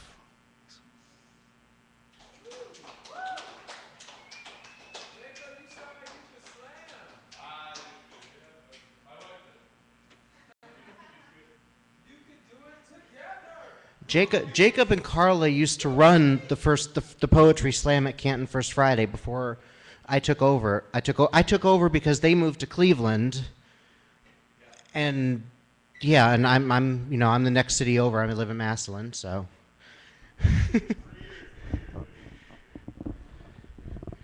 Yep. It's and I keep telling people, Canton has a poetry scene largely thanks to them. A significant part of our poetry scene is Jacob and Carla's former high school students from Timken High. When they taught there, there's a handful of kids that embraced poetry. I wish there were more teachers that would bring modern poetry into the classroom. It's easy way to get kids engaged in writing and performing and not getting into as much trouble as they might otherwise get into. Not that they don't still get into a good amount of trouble on their own, but anyways. One of the things that I absolutely love about the poetry community, I've got a few frustrations with the poetry community too, but right now, one of the things that I absolutely love is those of us who are really passionate about it, we all support one another, even when we're competing with one another. He read here earlier, and I'm going to get him back up here at the mic. He is the co-Grand Slam champion from one of the teams in Columbus, Ohio. Ladies and gentlemen, Mr. Akeem Jamal Rollins.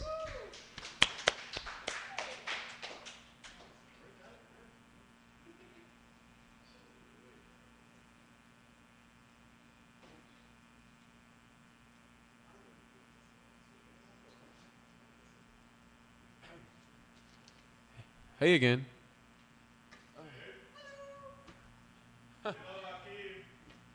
Hey, awkward swag. All right. Yo guys, I remember when we did this shit. Oh shit, this is one of my favorite poems. I remember when we did this last year. And it was just so odd because I was up for we did it 24 hours and Vertigo was there with me the whole time. Vertigo was my partner and we weren't even like partners. It's crazy. And that was really cool because I was up and like I sat down for half an hour when I intended to just sit down and bounce back up. That didn't happen. After you've been up 24 hours doing poems, and then you're reading new poems, and then you got drained, and then you were like, oh shit, that poem took a lot out of me, but I still got 12 more people to host. So it's like, yeah, I have underwear in my bag. Anywho, I'm gonna read. I'm gonna read some reedy poems, not like, well, I guess reedy as in I don't have to perform them, because I was getting really. And when I say perform, you should understand. Vertigo, you gotta screw that off and then screw it back on. Okay. As long as it doesn't burn, don't burn it. You can just click it off. Just click. I'm nervous. Thank you. All right. All right, man. I'm gonna do some poems from my experimental phase, and which I am not sure is over. But I was writing. I told myself, here's your writing exercise. Don't use any similes or metaphor. I was like, okay, and I don't know if I did that well with that, but I wrote a love poem to a poet who we were friends 4 years. He was on the first poetry slam team I was ever on, and then we just hung out for all of Thanksgiving break, except for the small part of Thanksgiving where his mother demanded he be home. He's not a real big on family, which is weird, because neither am I. And this happened. We don't talk anymore, unfortunately, because he's stupid. This poem is called Dog Days.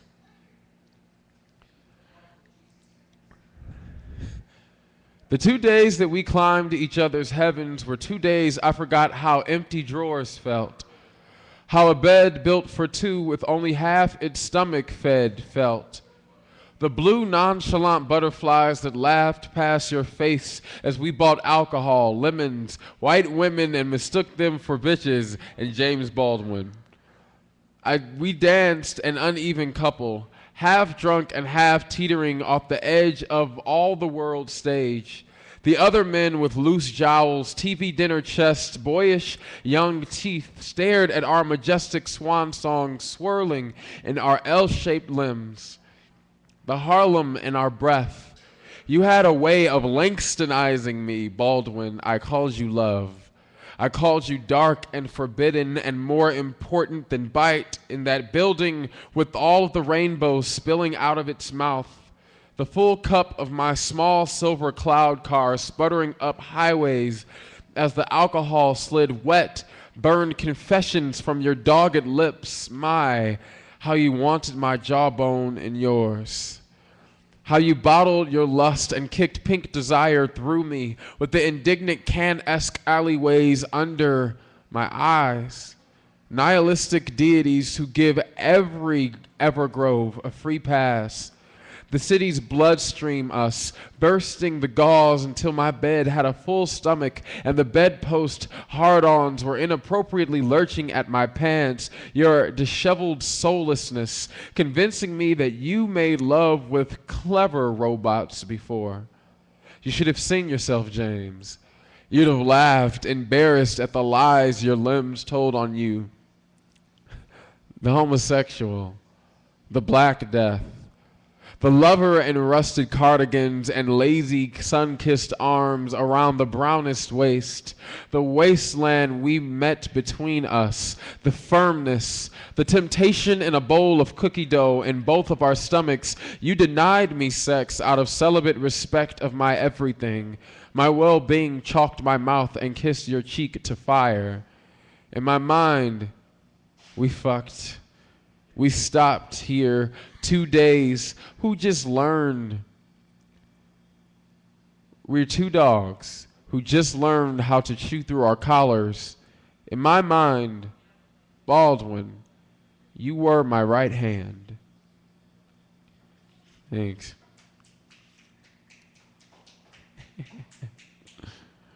Woo. That was a That's a fun poem.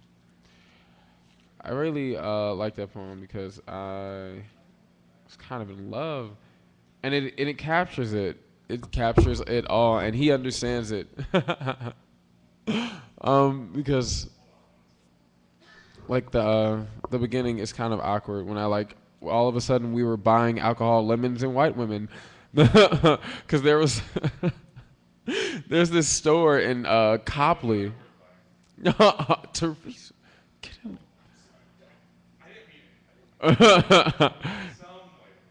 Well, no, there was this cartoon, and it was like a white woman, and it were only white women like shopping in the cartoon, and we were like, what?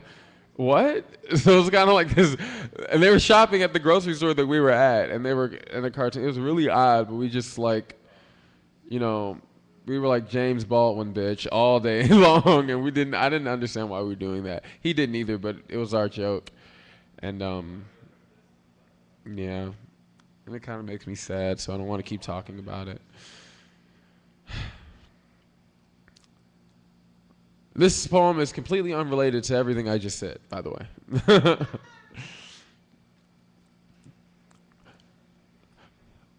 Oh, time, you wayward ghost, why can't we swim backwards? An old man with a heart of brass spoke to me in the cold of my work morning. There I stood under heat lamps, blue and nonchalant the way stillborns are, and he comes. The old man with all the manners of a force field, he tells me the gunpoint knife he and his wife were robbed at this morning. His cane wobbled, how old buildings holding up the sky wobble. He spoke with that leaky faucet turned open fire hydrant tone, secret after antique secret filled my dog dish brain. It was 5 a.m., too early for human thinking. A man with a silencer on his "I wasn't raised properly" pointed all the problems of the ghetto at a small old man and his calm wife. "I should shoot you," he said. "I have it on good authority," he said. "Oh, time, you deadbeat father of blackening children and dust or dusk and dawn, why can't we swim backwards?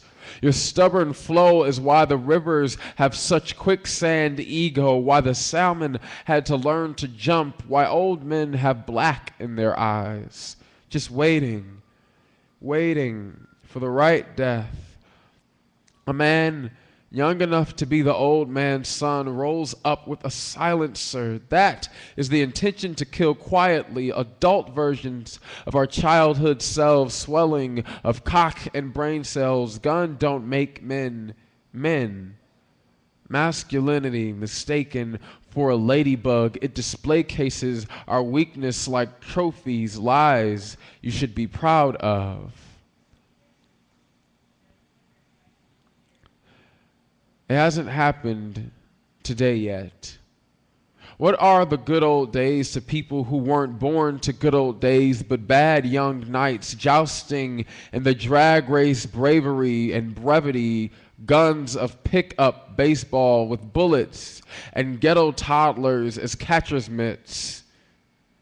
My memories barely play correctly in the dusty movie theater atop my spinal cord.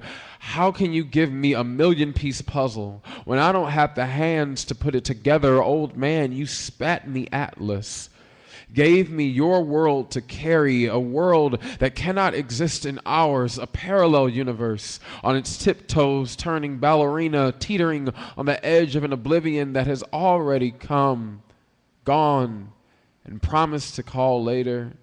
My mother's birthday stopped existing the minute she was born. The yesterday we once had is water, cupped in the hands of an Amish kindergartner discovering what he can't hold on to, a breath in a wind of unforgiving. That's it.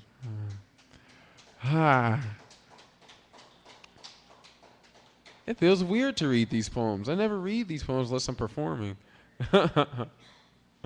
Is it nice, Vertigo? Are my poems still good when they're not like, I'm gonna slam this poems?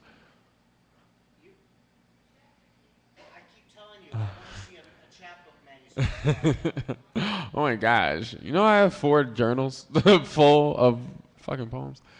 Ugh, Jesus. I should. Are you yelling at me? Oh my god. I feel scolded. All right. Well, I guess because the name of my book, I have a name for my book. I want it to be named. Give me a thumbs up if you think this is a good name. I want it to be called The Lynching of the God Ghost. Good? Is that good? Okay. Because I have about 4 poems of that title, and I kind of wanted to. It has a theme. All right.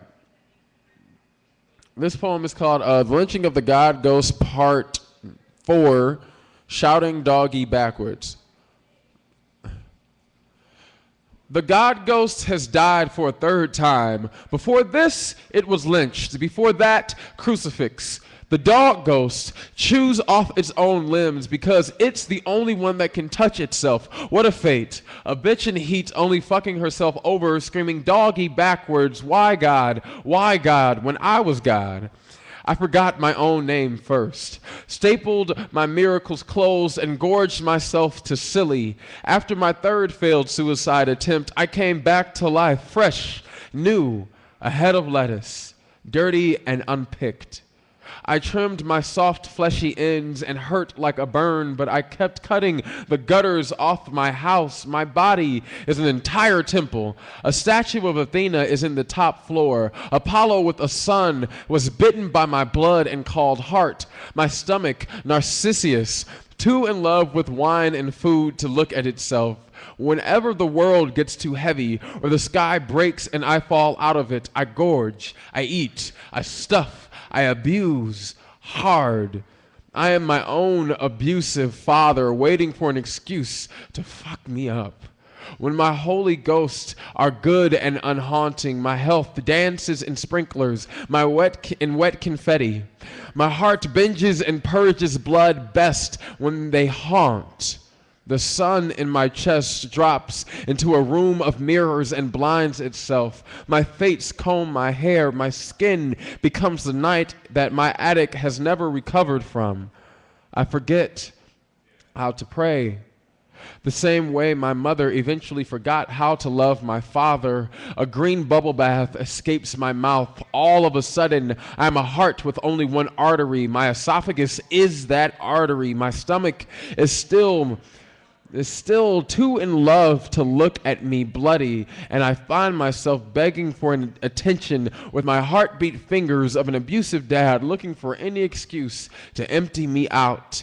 I usually feel like I'm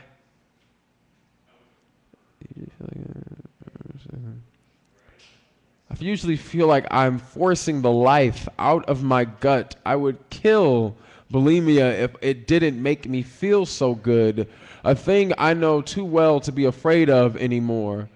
The toilet bowl looks like those ugly early 90s kaleidoscope shirts my uncle still wears. My blood is finally cold. I hate myself again. Crucifix, lynch, the 3rd time, I suffocated.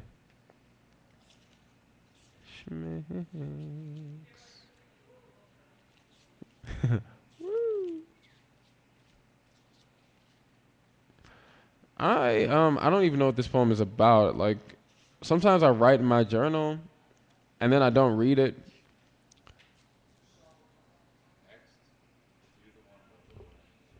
The Lorax? Okay, I'll do that one after this one. I'll do that. Okay. Cool. Thank you, Jacob.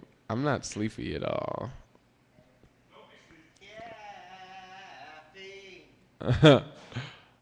Serve it up, or else I'm gonna pass out. I looked for over right at CVS for those rock stars you had. They have coconut water rock stars made with stevia. Yes, and they have the same amount of calories as coconut water. Coconut water, stevia, and then like the energy stuff. But like that's it. Right. Right. And they taste good. Like coconut water. Yeah, well, there's that. But So it's like they're making caffeine as healthy as it possibly yes. You know, and it dries out your vocal cords and pulls stuff out of your digestive system. But no, whatever. As long as it keeps you up. All right, this poem came from a conversation. It was kind of just like bleh onto a page, like maybe catharsis and venting and like thinking he was really stupid. And I haven't read it since I wrote it, but okay. It's called Hypocrite. I hear opposites attract. This must make sense to people because they say it, but I don't get it. A confused hypnotist of a man that resisted with all of his drowsy impurity to fall in love with me spat confession to the priest of my, you can trust me. He said, I've been trying to get you to not like me because you do like me and I haven't worked for it. I don't know how to function like this. I laughed a Clint Eastwood tar into the Dr. Seuss he just mistook for a Bible. Really? That makes as much sense as an erection on a pope. The rest of the conversation I simply made up. He told me, well, this makes perfect sense, that those of us, others, who are not afraid of death kill ourselves.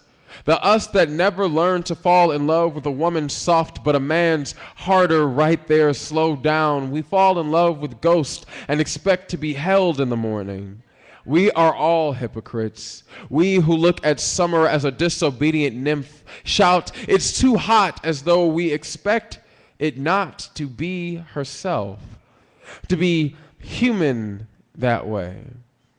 We turn heat on in winter, add cold in summer. I hear opposites attract. People mistakenly fall in love. Summer or winter, as fall and spring are too gray area indecisive, too bisexual as a myth to not be believed.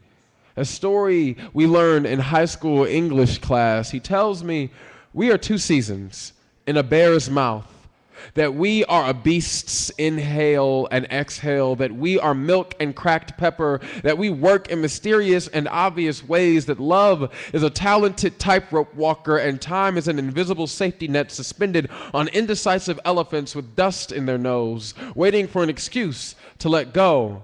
His mouth always to me looks like a forbidden fruit I would use as collateral to gamble hell with. There is too much Eve in my Adam, too much switch in my Kazaki pelvis, not enough stiff, cold, dead steel in my living. Or were we born to die? Life. You hypocritical father singing, do as I say and not as I do. You Sodom and Gomorrah wearing Bethlehem buildings. You countryside in a city, angel of hell, devil of heaven. At the top of the Ferris wheel, you want nothing but down, but in the line to the ride, you wanted nothing but up. Essentially, we're all babies crying for a mother that does not want us, a death we have been dying to get to, a decay we call beautiful at 50th anniversaries, the Tower of Babel we had no faith in but kept building anyway, a God that always listens to everything, everywhere, but never speaks back.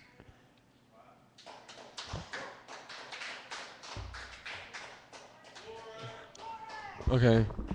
I was gonna read this poem called A List of Things I Cannot Do in My Interracial Relationship, but now I'm just gonna read the lyrics. Yes, interracial love. Yeah.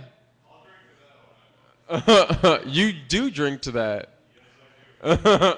You drink that. Hey. All right. I haven't done this in a second. But I can't do this with my braces in or else I spit too much.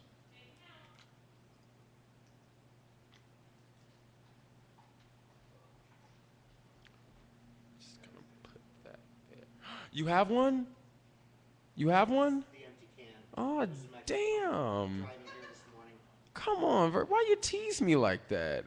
I'm about to drink some Ariana's Gatorade. All right. If I do this, will you make me a caffeine-y drink? Okay. Oh, yeah! Speedball shake. All right, I'll do this.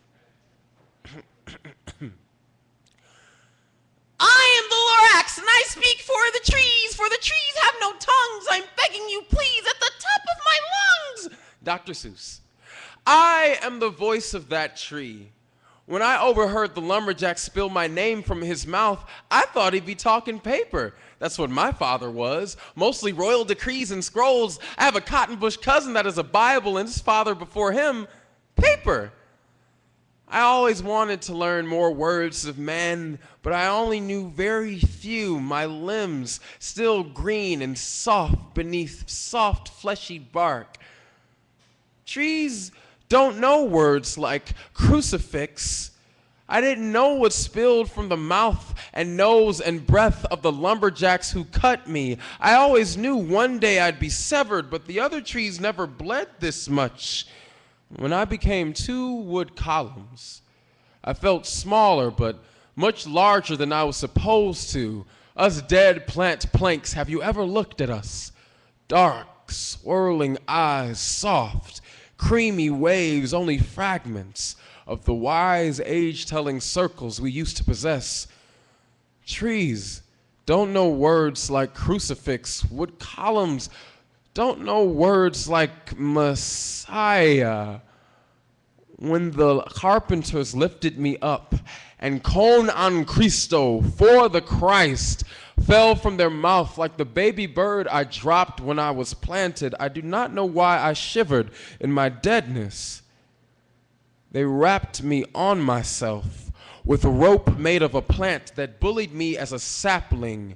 They called me crucifix. Trees don't know words like me, like Messiah, like I don't know my own name. I was a good plant, strong back, saved for Jesus Cristo. Was he the pen they'd use to write my gospel? The hooded carpenters lifted me, dropped me on the back of a swollen man. Ink poured from his mouth like a name. I do not know the words for this. There was so much ink. Was he the pen they'd use to write my gospel? I do not know the words for this. Crucifix, my name, Messiah, my namesake, when they drove the first nail through my hand. I knew that I was not paper and he was not ink. I love the taste of nail and blood so much. Another, lower this time, fed me carnivorous, dead, hungry, blood lusted. You have glorified me. Wear me around necks, leash like caterpillar half swallowed by bird. Take me off. I am no symbol. I am a weapon, a death you can rise from. I am nature. Mankind used to do its bloodiest work. I was a tree once. A tree turned murder weapon. But remember this. Everything has a beginning. Thank you. Speedball, shake. Whatever. That was impressive, Jacob. Yeah, that was much more impressive than I thought previously. Because I always forget you're, blind. All right, you ain't that blind.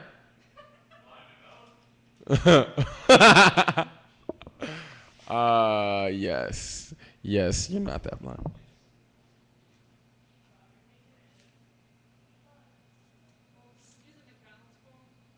Yeah, I can do that. Come on, I kind of want to do this poem. It's not even done, and I want to do it. I just want to read what I have. Huh? Oh my God.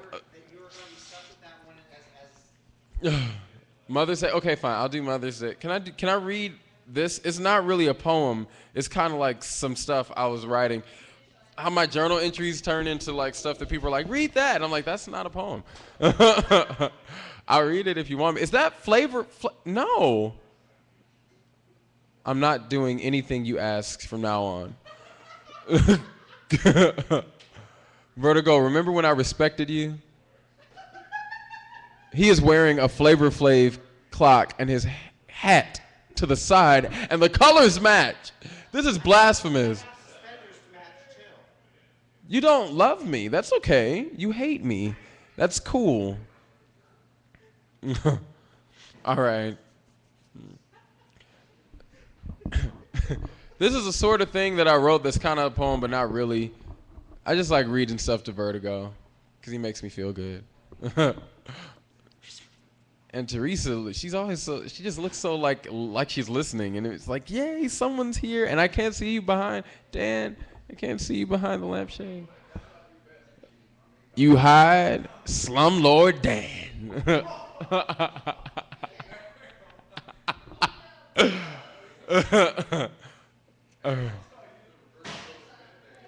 What? Boom. Oh, damn. All right. I'm just going to read this. It is on the internet. I'm the reverse Will Smith. You heard it, internet. Will Smith backwards. All right. Right. That's my stage name. Coming to the stage. Will Smith backwards. No, God. Oh, that's not going to stick. I'm not going to let it. And every time it does, I'm going to take a bath wherever I'm at. I will go in the bathroom right now. Alrighty. I think he's done blending it. I'm going to read this not poem, and then I'm going to do the McDonald's poem that I kind of remember. And I'm going to read Mother's Day because I have been editing it this summer. All right. A list of things I cannot do in my interracial relationship. Play master and slave, especially with whips and handcuffs. Now, I know what you're thinking. No, it's not okay if I'm the master. I'm just not comfortable being the big black man beating his lover for sexual pleasure. Jokingly use the N-word, or angrily use the N-word, especially if I call him the N-word, because I must then relinquish my justifications on using said N-word. It's a black thing. Not if I call him one. I then open up Pandora's liquid box of derogatory expletives for anyone to pour on my offense, like a bottle of Frank's Red Hot exploding at a white party on a yacht all over my new Air Force Ones that nobody wears anymore, so I shouldn't be that upset. But even so, I only use it when I'm angry. What else, then, can we justify with our anger? You are a lovely person. C, it's not a black thing. Anyone can be an N-word. This is where I could become a narcissist afraid of mirrors. I then cannot be upset when he uses it, or his friend at the bar, the Latino boys down the street, his father when describing me in private, his grandmother with Pandora's liquid box for a mouth, and I am an all-white shirt in a Frank's Red Hot thunderstorm. D, it's not okay for anyone to use it ever. Don't let me get away with it. Even when I do, read me this poem if you have to. I cannot be angry with him for not understanding the struggle, or not even knowing what the struggle is, or even denying that the struggle exists, or not understanding why I say the struggle like this. I can only be angry if I allow him to not clean the wet ignorance from behind his ears. Also, I can't watch hood movies like Friday After Next, though Next Friday is okay, Baby Boy, Boys in the Hood, Tales from the Hood, ATL, any Bow Wow movies, Jerry Maguire, because I do not feel like translating Cuba Gooding Jr.'s lines, or Memoirs of a Geisha. Now, you may question the last one, but I don't care what you say, that hoe was too gangster for me. And I can't deny him to be white and discover what that means any more than he can deny me the right to be mixed, African American from Yoruba tribe, originally a Mohawk native from what is now uptown New York and southern parts of Canada. I know my tribal affiliation. His beautiful and curious mouth, the questions he asks like a dare, a reminder that we are all humans. We are all still learning. Yay.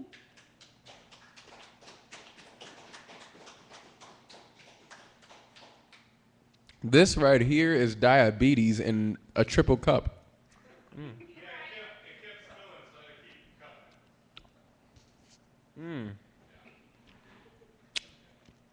Damn.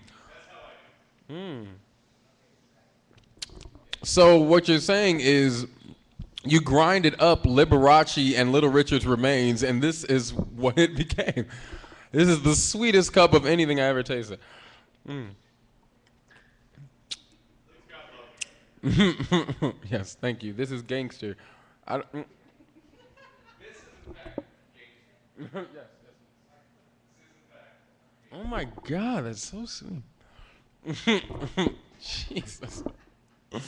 Of course, a man would do that. Anybody like fast food? Anybody? Fast food? We love fast food. You do? You like it?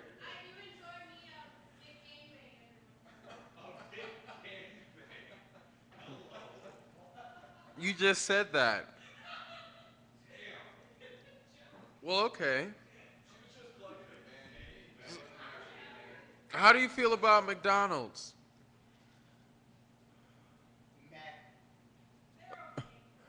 Okay, well, fuck McDonald's. They may as well ask, would you like diabetes with your Big Mac? They are feeding our children cancer shaped like chicken McNuggets. Do you want one lump or two? I mean, would you like me to supersize that for you? Sorry, sir. Morality almost got in the way of me selling you your mortality, juvenile diabetes. Now, you see, that shit ain't really exist until they created it with their last marketing scheme, but they can't even take credit for it because they didn't read the fine print of the food contract. And we all have gotten the contract. We just ball it up and throw it away. It's the wrapper of our burgers, people. A death certificate that we sign in ketchup and grease. They put chemicals in the meat, cannibal feed the beef, growth hormones and animal bones, and you wonder why our children look old enough to compete in poetry slams too. Soon, birth and puberty will be synonymous. Bouncing baby girls born with B cups and hair on their vajingos. Baby boy brats dampening their diapers with wet dream semen born 6 months early and still coming too soon. Humans deserve better. Every chicken strip should be counted as attempted murder. Every French fry should be another year on their life sentence. And a salad with trans fat? Might as well just be a big ball of baby oil clogging your jugular veins. So tell me, how does the periodic table taste on your tongue, Timmy? And all of this has driven me to say that yes, I was a vegetarian. No, you don't have to be. Just demand that they run their shit properly. If they want to raise a cow, feed it grass. Make sure some bitch barks at it long enough to scare it into exercise to toughen up the meat and then kill it for carnivorous treats, then slaughterhouse that heifer. Ain't nobody telling Simba he gotta stop eating T-Moon in them. It's bigger than that. Look at the facts. Fact. Over 75% of all moo McDonald's cows eat a gourmet diet of chicken feathers, dried cow's blood, pork, fish, bone char, magnesium oxide, zinc methionine, anionic salts, and rendered fat from their dead relatives. Oh yeah, and roasted soybeans. Doesn't that sound like some shit you want to grind up in your Mick coffee? Did I mention that cows are herbivores? Think about it. If they can sell you a burger for under $1, it costs them less than that to make it. The idea is brilliant. Convince us we're getting a deal in a value meal and then don't pay for our hospital bills. I'm sure McDonald's has stock in Cleveland Clinic. It's that cheap because it's trash, toxic waste, but the chemicals are habit forming. We are addicted to fast food. It does have crack in it. There are almost as many fast food joints in the hood as there are churches, corner stores, barbershops, and bad education systems combined. So fuck McDonald's. If you can still stomach that shit, girl with the cool fro behind the bar, then try stomaching the truth. But damn, I still want a McChicken. Thank you. That's true though. All that information is so easy to find on the internet. They eat themselves. The cows eat them. How can you eat there? Many years ago, I dated a girl that was allergic to soybeans. A McDonald's hamburger would give her anaphylactic shock. That should tell you something, and so would a Taco Bell taco. And if you go to Burger King and you're allergic to feet, well, don't go to the one in Mayfield because they put their feet in the lettuce. All right. Yes. Taco Bell, apparently they take dumps in the taco meat, sometimes. That's why they have the cameras in the back. Vertigo told me that.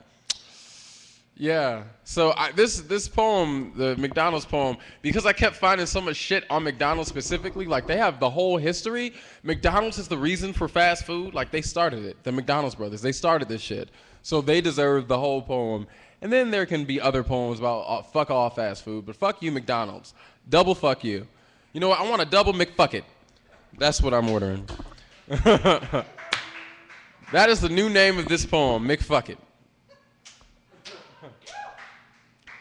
All right. I love you too, Teresa Gatto. Yay! We're going to slam together next year. Oh, yeah! Oh, my gosh. All right.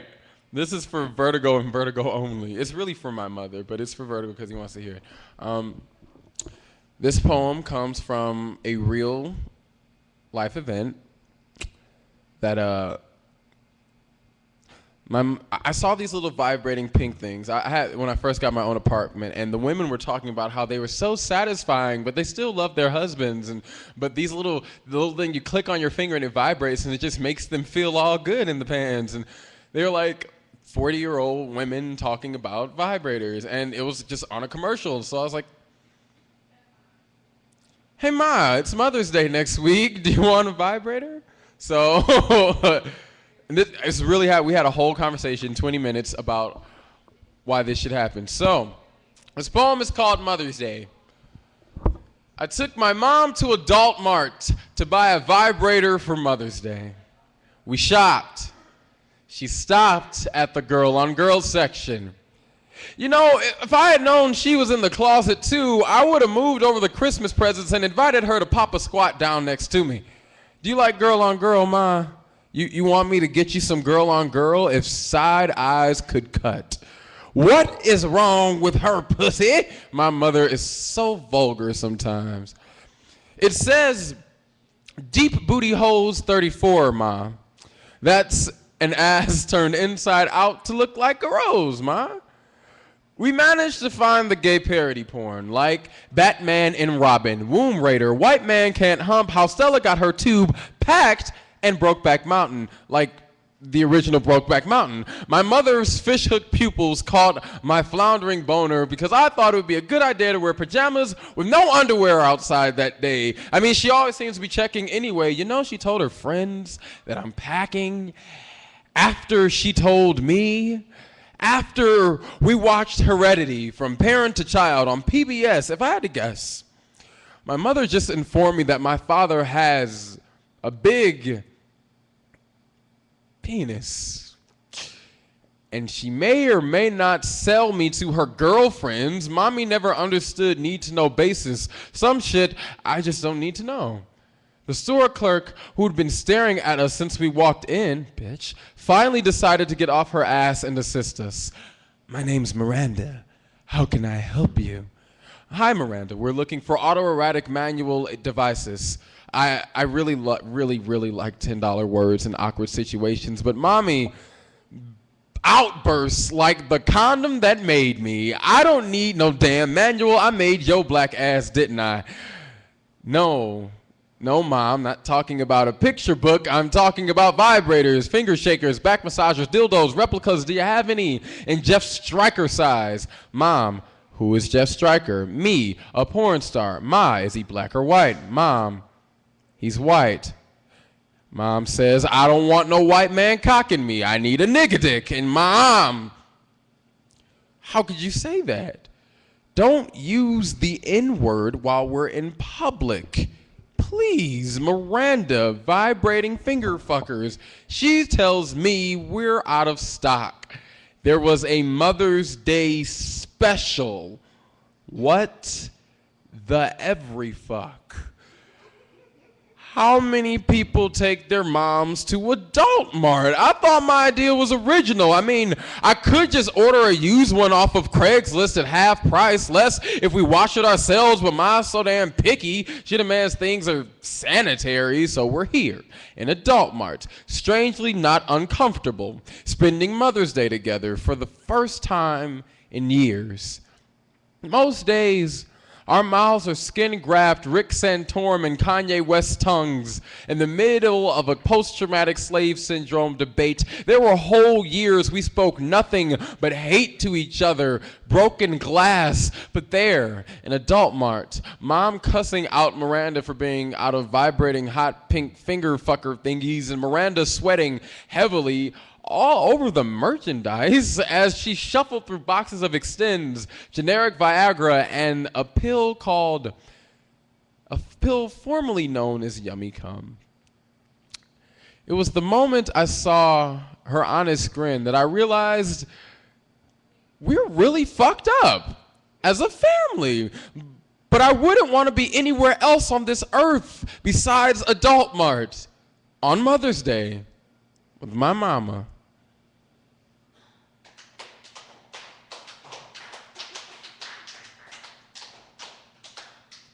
We really are a fucked up family. Like just this morning on the bus, on my way to rehearsal, my mother was talking to me about her sex life. And she said in the middle of it, like after she's just spilled all the beans, this isn't something I should be talking to my 23-year-old son about. And I said, Mommy, no, it's okay. We've already done this before. The night her ex-boyfriend came over, like we hadn't seen him in 3 years, he comes over and she tells me all the details. At the bus stop, I'm 19 and I'm like, what the fuck is she doing? The first time that happened, it broke everything in me. So therefore, there's nothing left to break, you know? It's like, okay, what tornado on a meadow now? You know, what's the point? You're not doing anything but ripping up the grass, and the grass is chilling. It's chilling, really. So I'm like, I don't know. That's our relationship. I guess you guys have any more requests? The request hour. That was really cool. Having requests. Thanks, guys. I feel a little bit like what? You guys make me feel so good. If only I could feel this way in Columbus. They can't see my mouth. Yeah, but I can hear it. No, you can't. That's just me projecting really well. You can't hear anything. Don't. I'm high right now. Do you see this? Speedball! I don't even realize. If I drank all of this, I would not I wouldn't even know that I had fingers. It's just that much sugar. Damn. That is. Anybody? Okay. I know this is like really dated, and you guys are like, you know, all cool and stuff. The hipster. All right. Do you guys like LeBron James, or like, are you upset with him, or are you like, meh? How you guys feel? What about you, Vertigo? Who's he? Le- It's a name I keep hearing on the news, but He's the runaway. I didn't go to football games. I went to band shows where they played football during intermission. So what you're saying is if LeBron was in the drum line, you might remember him. Damn. Alrighty. How do you feel about LeBron James, Jacob? Dan? Okay.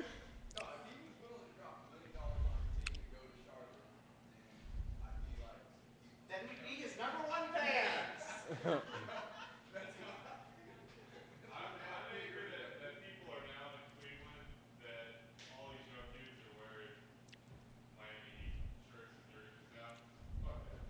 Yeah, that's lame. All right. Well, I'm going to read this then. It's called LeBron.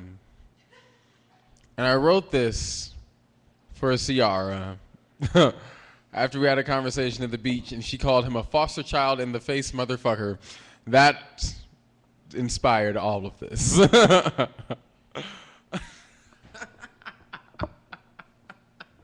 Oh, she was so serious. All right. You scooped up the earth, placed Cleveland on the axis of your middle finger, backhanded Ohio's economy, and spun us around. You are not Atlas. Our livelihood is worth more than 4/4. Your arrogance has convinced you that you have testicles the size of championship basketballs. Your ego may be 10 stories tall, poster tattooed on the side of downtown's inner thigh, but you, no matter how fucking big you are, walk. Walk the earth like any mortal man. We made you, and we will Kit Kat bar break you. Have you ever heard of a king who left his throne to become a pawn? Or do you just play checkers? You are not legendary, LeBron. Playing dress up in Michael Jordan's shadow, his jersey is too big for you. Can you even count to 23? How about 9?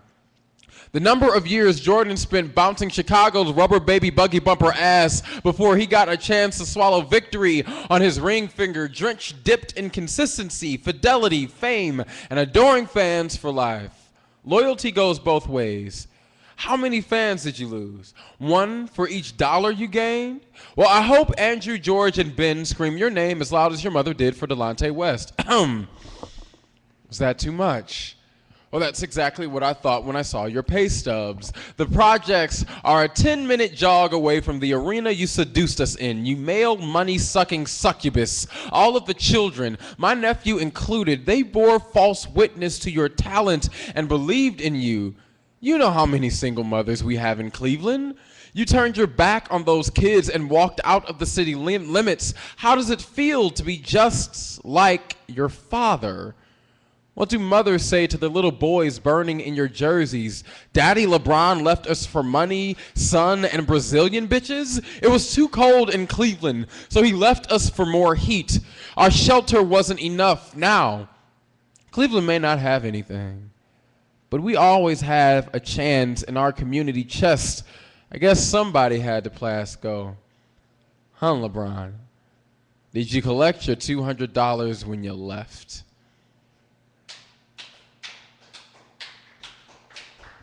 Thank you for that slow clap.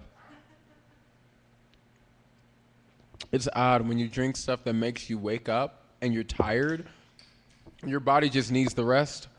You get into this odd cathartic state where like everything's floating and you're pretty sure you're on the ground but you're floating, but you're still tired, but you know you can't sleep. It's so odd. It's really weird. It's like pushing through a door that's not locked. And for some reason, every time, or when the wind's blowing really, really hard, and you push the door, and it like comes back, and you just don't understand for a second, like what's going? But why is it? Oh, what's going on? And then you push, and the door flies away. That's what's gonna happen to me. In about 30 minutes. Wizard of Oz. I'm gonna call that the Wizard of Oz phenomenon. We have just named a phenomenon here, people. You're witnessing history. Me and Teresa Gatto are already collaborating. Can't wait till next year. Haha. 2013. Oh, yeah. Okay. Well, I would say that's all the poems I have, but that's a lie. So, but I am going to take a commercial break so I can get some water. But thanks for listening to me, Teresa and Dan and Vertigo and Cool Hipster Guy. And Jacob for making me the diabetic shake of the year. Yes. Thank you. I just feel the Crisco thighs. Thank you. Do you?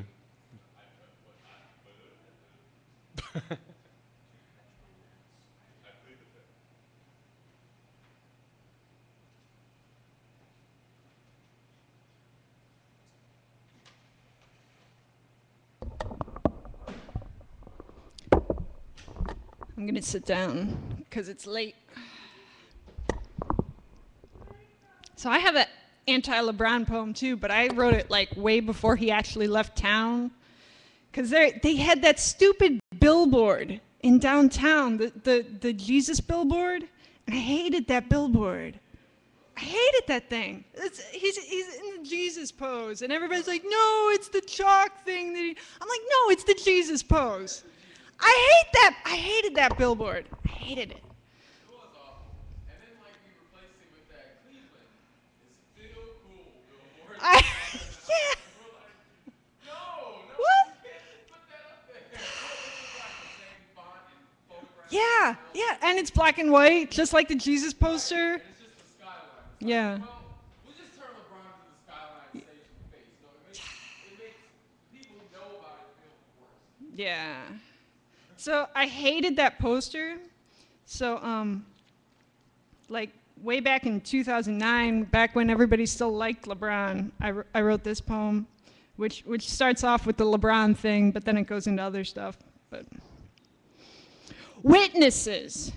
They called us witnesses when the first two plagues of brick and newsprint fluttered through our red and white rust and salt streets, sticking to car windows and filling our mailboxes with quine-eyed fables of a crownless king, but everybody cheered anyway. It is done, it is done, it is done, cheering like the prismatic crowd of 1,500 who come every morning standing outside the house of manna. They march on crystal feet of no consequence. They fly on wings of painted clay. They carry boughs of sage, the holy herb, across their shoulders, and they stitch the leaves of the ginkgo tree, small golden hearts, into the seams of their shirts and their shoes, making their prayers in the tongue that claims a sisterhood with the holy language. And every morning, 1,500 more wait with their fingers wrapped around the iron gates. And I still wrap myself in the cloth-covered hours while 1,500 pairs of invisible eyes push at my back. Because there is no peace to be found in the daylight and no sanity in this godless night. I don't need your glass of wine for the calming of heartfelt indigo, for the pouring of cloud-born cruelties down the throat of a rose-muffled flute, for the chiding of the blue-black footprints that dare to walk sleepless below your eyelids. I don't need your glass of wine.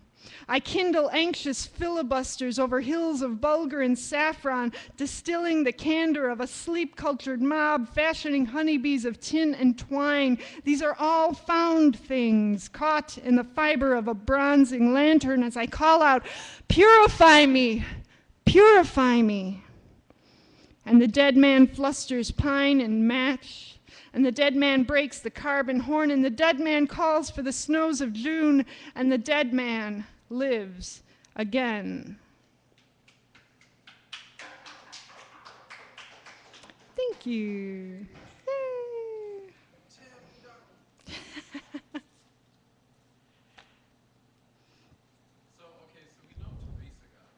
Yes. Yes. Who's M? The M? You want to know what the M is? What it stands for? No. Try again. Yes. That was too easy. Because, like, 1 in 2 girls' middle names is Marie. So. Yeah. See? I know. At least half of my friends have a middle name of Marie. At least the female friends, anyway. Like, that would be weird if a guy's middle name was Marie. Like, that's true. But I think that only happens in Johnny Cash songs.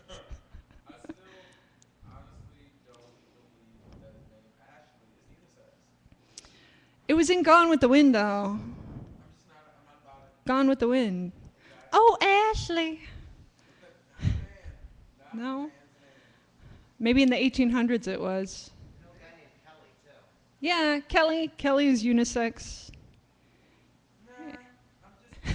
Kim. Kim is unisex. No, I've heard it doesn't have to be an Asian name. I've heard like there are white guys who are named Kim. I am aware, but I think that it shouldn't be allowed. You need to talk to their parents then. I'm okay with Robin, Leslie, Adrian, and Blair. Otherwise, it's just like, really? Ashley? Ashley's such a middle name. Chris. Well, okay, Chris is cool. It's like, Christine. Christine or Christopher. I like Topher for Chris. For Christopher. I like Topher. Yeah, yeah. I'm going to read another poem. Okay.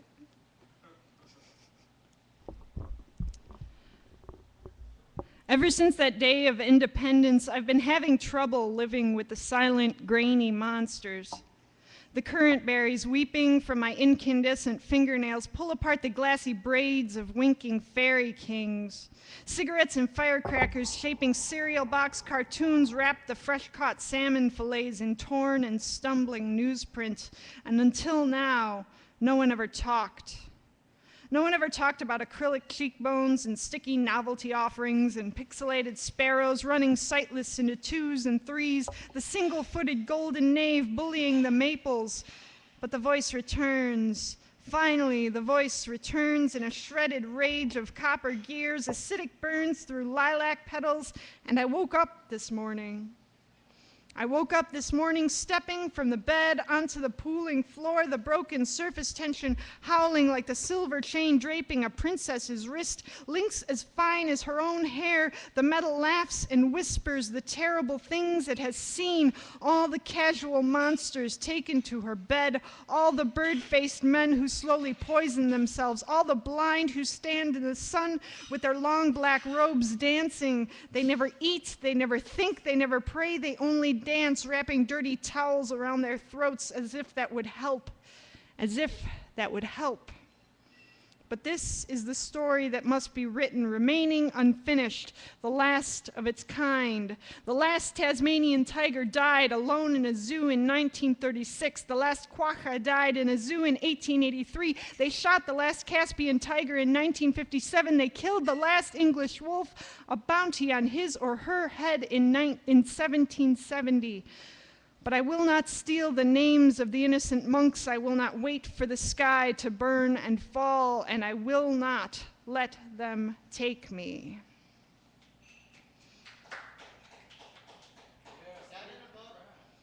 It's going to be.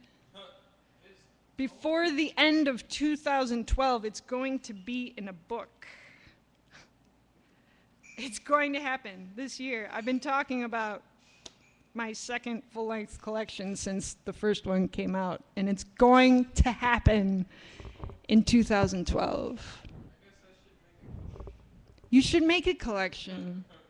I would buy one. You don't have one? You should make one. Yeah, my book is 2 years old and out of it now. Yeah. Still available. Yeah. It's only 10 poems, and they're old. You need to make a book. Keep telling him I want a manuscript. Vertigo wants a manuscript. Give the man a manuscript. You're being scolded. Submit a manuscript now. Are we still broadcasting? Yep. Oh, okay. Because you're like packing up stuff. I'm like, are we done? Is it midnight? No, not yet. Who's number 13 on the manuscript list again? Did you have number 13 written down there? Oh, you I am number 13. Vertigo is number 13. I want to be 4. Can I be 4A? 4A. That means you have to send him a manuscript, dude. Right. Sorry, 14 is taken already too. So Steve Brightman. Aw. Yeah, so we're still broadcasting. So, commercial break. We still are taking donations, internet, people of the world. Visit our website at lakeeffectpoetry.com and submit to our Rocket Hub campaign. Submit donate via PayPal. I can't even talk anymore. I'm going to read something else because we're still going. What time is it? How much longer do we have? 10 minutes. 10 minutes! I don't have a 10-minute poem. I used to have a hamster, and she was awesome. And, yay, hamsters! She was awesome. And I used to take her outside, and long story, but like she fell down the sewer drain by her house, like the gutter drained, and I was torn. I was so sad, and we thought she was never going to come back, and we were like trying all night to figure out how to get her out of the sewer drain because we could see her down there, and she didn't like go out to the street or anything. She was just hanging around, and then we eventually we got her out. It was crazy. And she climbed. We put a rope down there, and eventually she was like, "Okay, I'm done." And she climbed back out because she knew we were her people, and it was like the awesomest thing. And she was the smartest little hamster you had ever met. And like commercials with Morgan Freeman's voice, she would stop and listen to, and she was an awesome hamster, and I loved her. And she lived a long, happy hamster life after she was rescued from the sewer drain. But yay! So this is a poem that kind of started out as being about my hamster, and then it went into other things too. But so this is called Lazarus, which is not the hamster's name, but that's what I called the poem. Lazarus. Fallen from the maple tree, fallen among the terracotta, fallen through the doorways of sage and smoke, he took company with the behemoth and leviathan, flying through the catacombs on the mildew draft from an undersea passage. The lion tamers with their coats of golden mail never fell so far. The dreamers, the seers blessed in purple gowns never fell so far. But Lazarus heard the waters of the Lethe, the throbbing strings of a bass through the sewer walls. Lazarus tore at the threshold of Sheol. Lazarus waited for the songs of 15 different naiads. The first song brought the crumbling of skyscrapers, glass and metal and wires molten into sand and tar and quartz. The second song brought lines of fire up and down the rows of corn, scorching the moths out of the sky and painting ash across the cheekbones of children. The third brought exhaustion in the slaughter of a fig tree, the heartwood shriveled and shaped into scythes to cleave people from their hearts and hands. The fourth brought a mouthful of salt for every drop of honey, 2 tears fallen for every glossy bead of light. The fifth brought war. But Lazarus, his jar of sunlight, melted and graying with age, looked down and saw nothing but black, looked up and saw nothing but night, looked behind and saw only the Perseids chasing him. And while Daniel told humming pastoral tales to put the lions to bed, while lamb's blood lied about Joseph's death, while Orpheus played his tear-sodden harp, unwinding ropes of song through the alleys of Tartarus, Lazarus, dear Lazarus, no one is coming for you. They may wear white in mourning, they may tell fairy tales, they may trap colonies of crickets under wicker, hanging them from trees in a lantern of midnight song, but not one of them is coming for you. So Lazarus, dear Lazarus, shine your eyes and open your claws, because tonight is the longest night. Every tree will fall, every ship will burn, and I promise every ocean will break before the dawn. Climb up toward the light that you cannot see. Climb up into the silver attics in the arms of angels. Climb up and climb back to wrap yourself again and finally in the silken folds of love.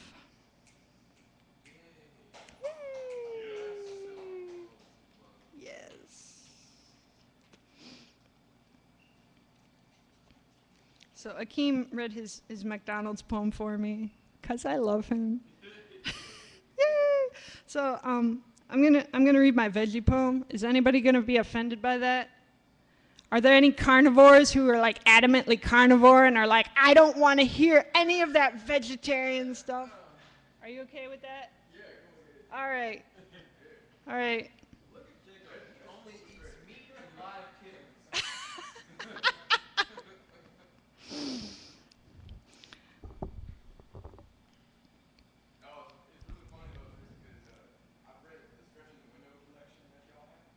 Really?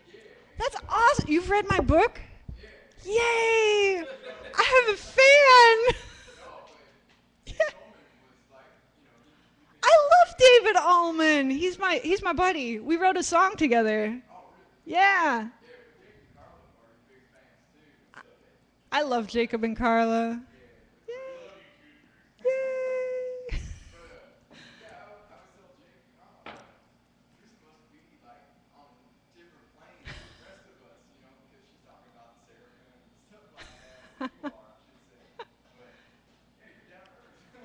Aw, thank you. Thank you. I have a fan. Cool. All right. Yeah, so I'm going to read my vegetarian poem now. Because one of the things that you hear when you tell people that you're vegetarian, they always look at you funny and they're like, so what do you eat?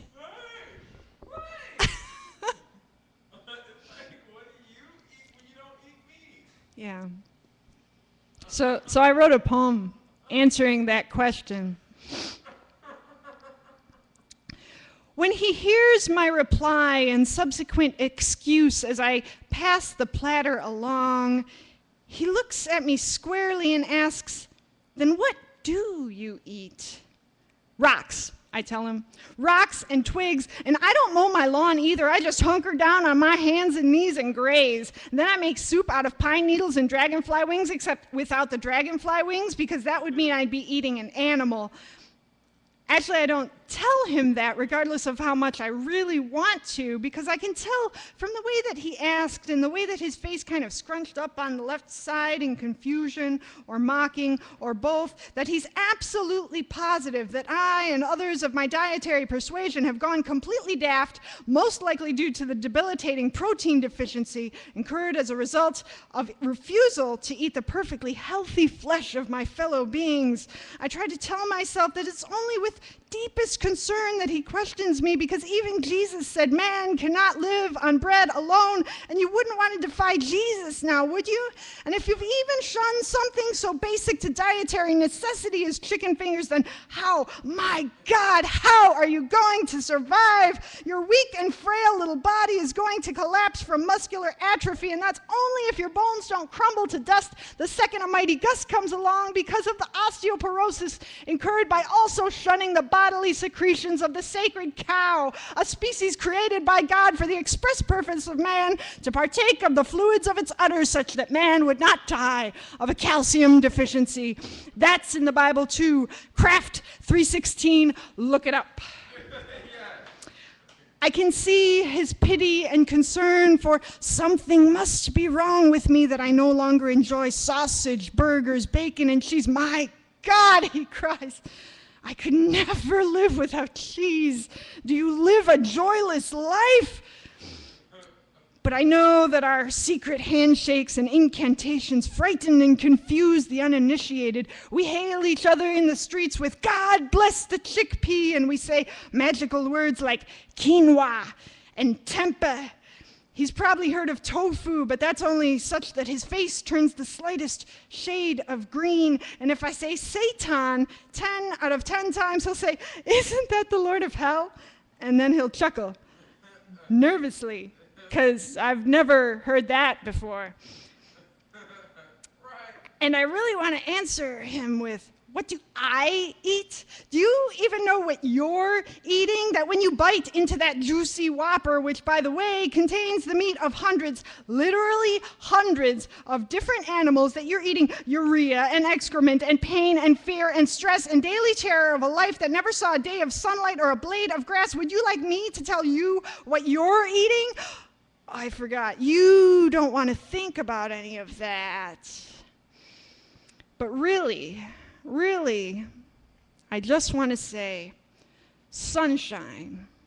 I eat sunshine and rain and every tree and an ancient lineage leading to this tree from which I now pluck a single apple. I eat all the plants and animals and birds who lived before to become the soil by which this tree is nourished and the embodiment of all the sunlight, starlight, and moonlight, traveling millions of miles to shower nourishing brightness upon this tree. Infinite galaxies dusting infinite smiles across the leaves. I eat the breath of every person and animal who ever lived, tiny microscopic parts of all creation for all history, the breath of the dinosaurs and the ant under your shoe and the volcanoes in Iceland and Jesus and George Washington and Friedrich II of Bavaria and every historical figure, an infinite collaboration of universal forces such that this tiny apple could manifest itself into being interconnected with impossibly complex circumstances and beings such that the apple and myself as I eat it are inextricable from an endless web of existence that encompasses you, me, and the universe. But instead, I just say, same things you eat, just without the meat or dairy. Oh, he answers. And so we continue on. Are we done yet? We're done! We're done. Thank you, Coffee Fix. Thank you, Jacob, for working the late shift after the shop has closed. Thank you, everybody who performed and donated today. Thank you, Vertigo, for making the technology happen, for coaching our team and taking care of all the details and getting us to nationals. I am not coaching. I am barely managing. We love you, Vertigo. Slab Administrator of the Year award to Vertigo. Thank you to you guys for hanging out late and staying till the end.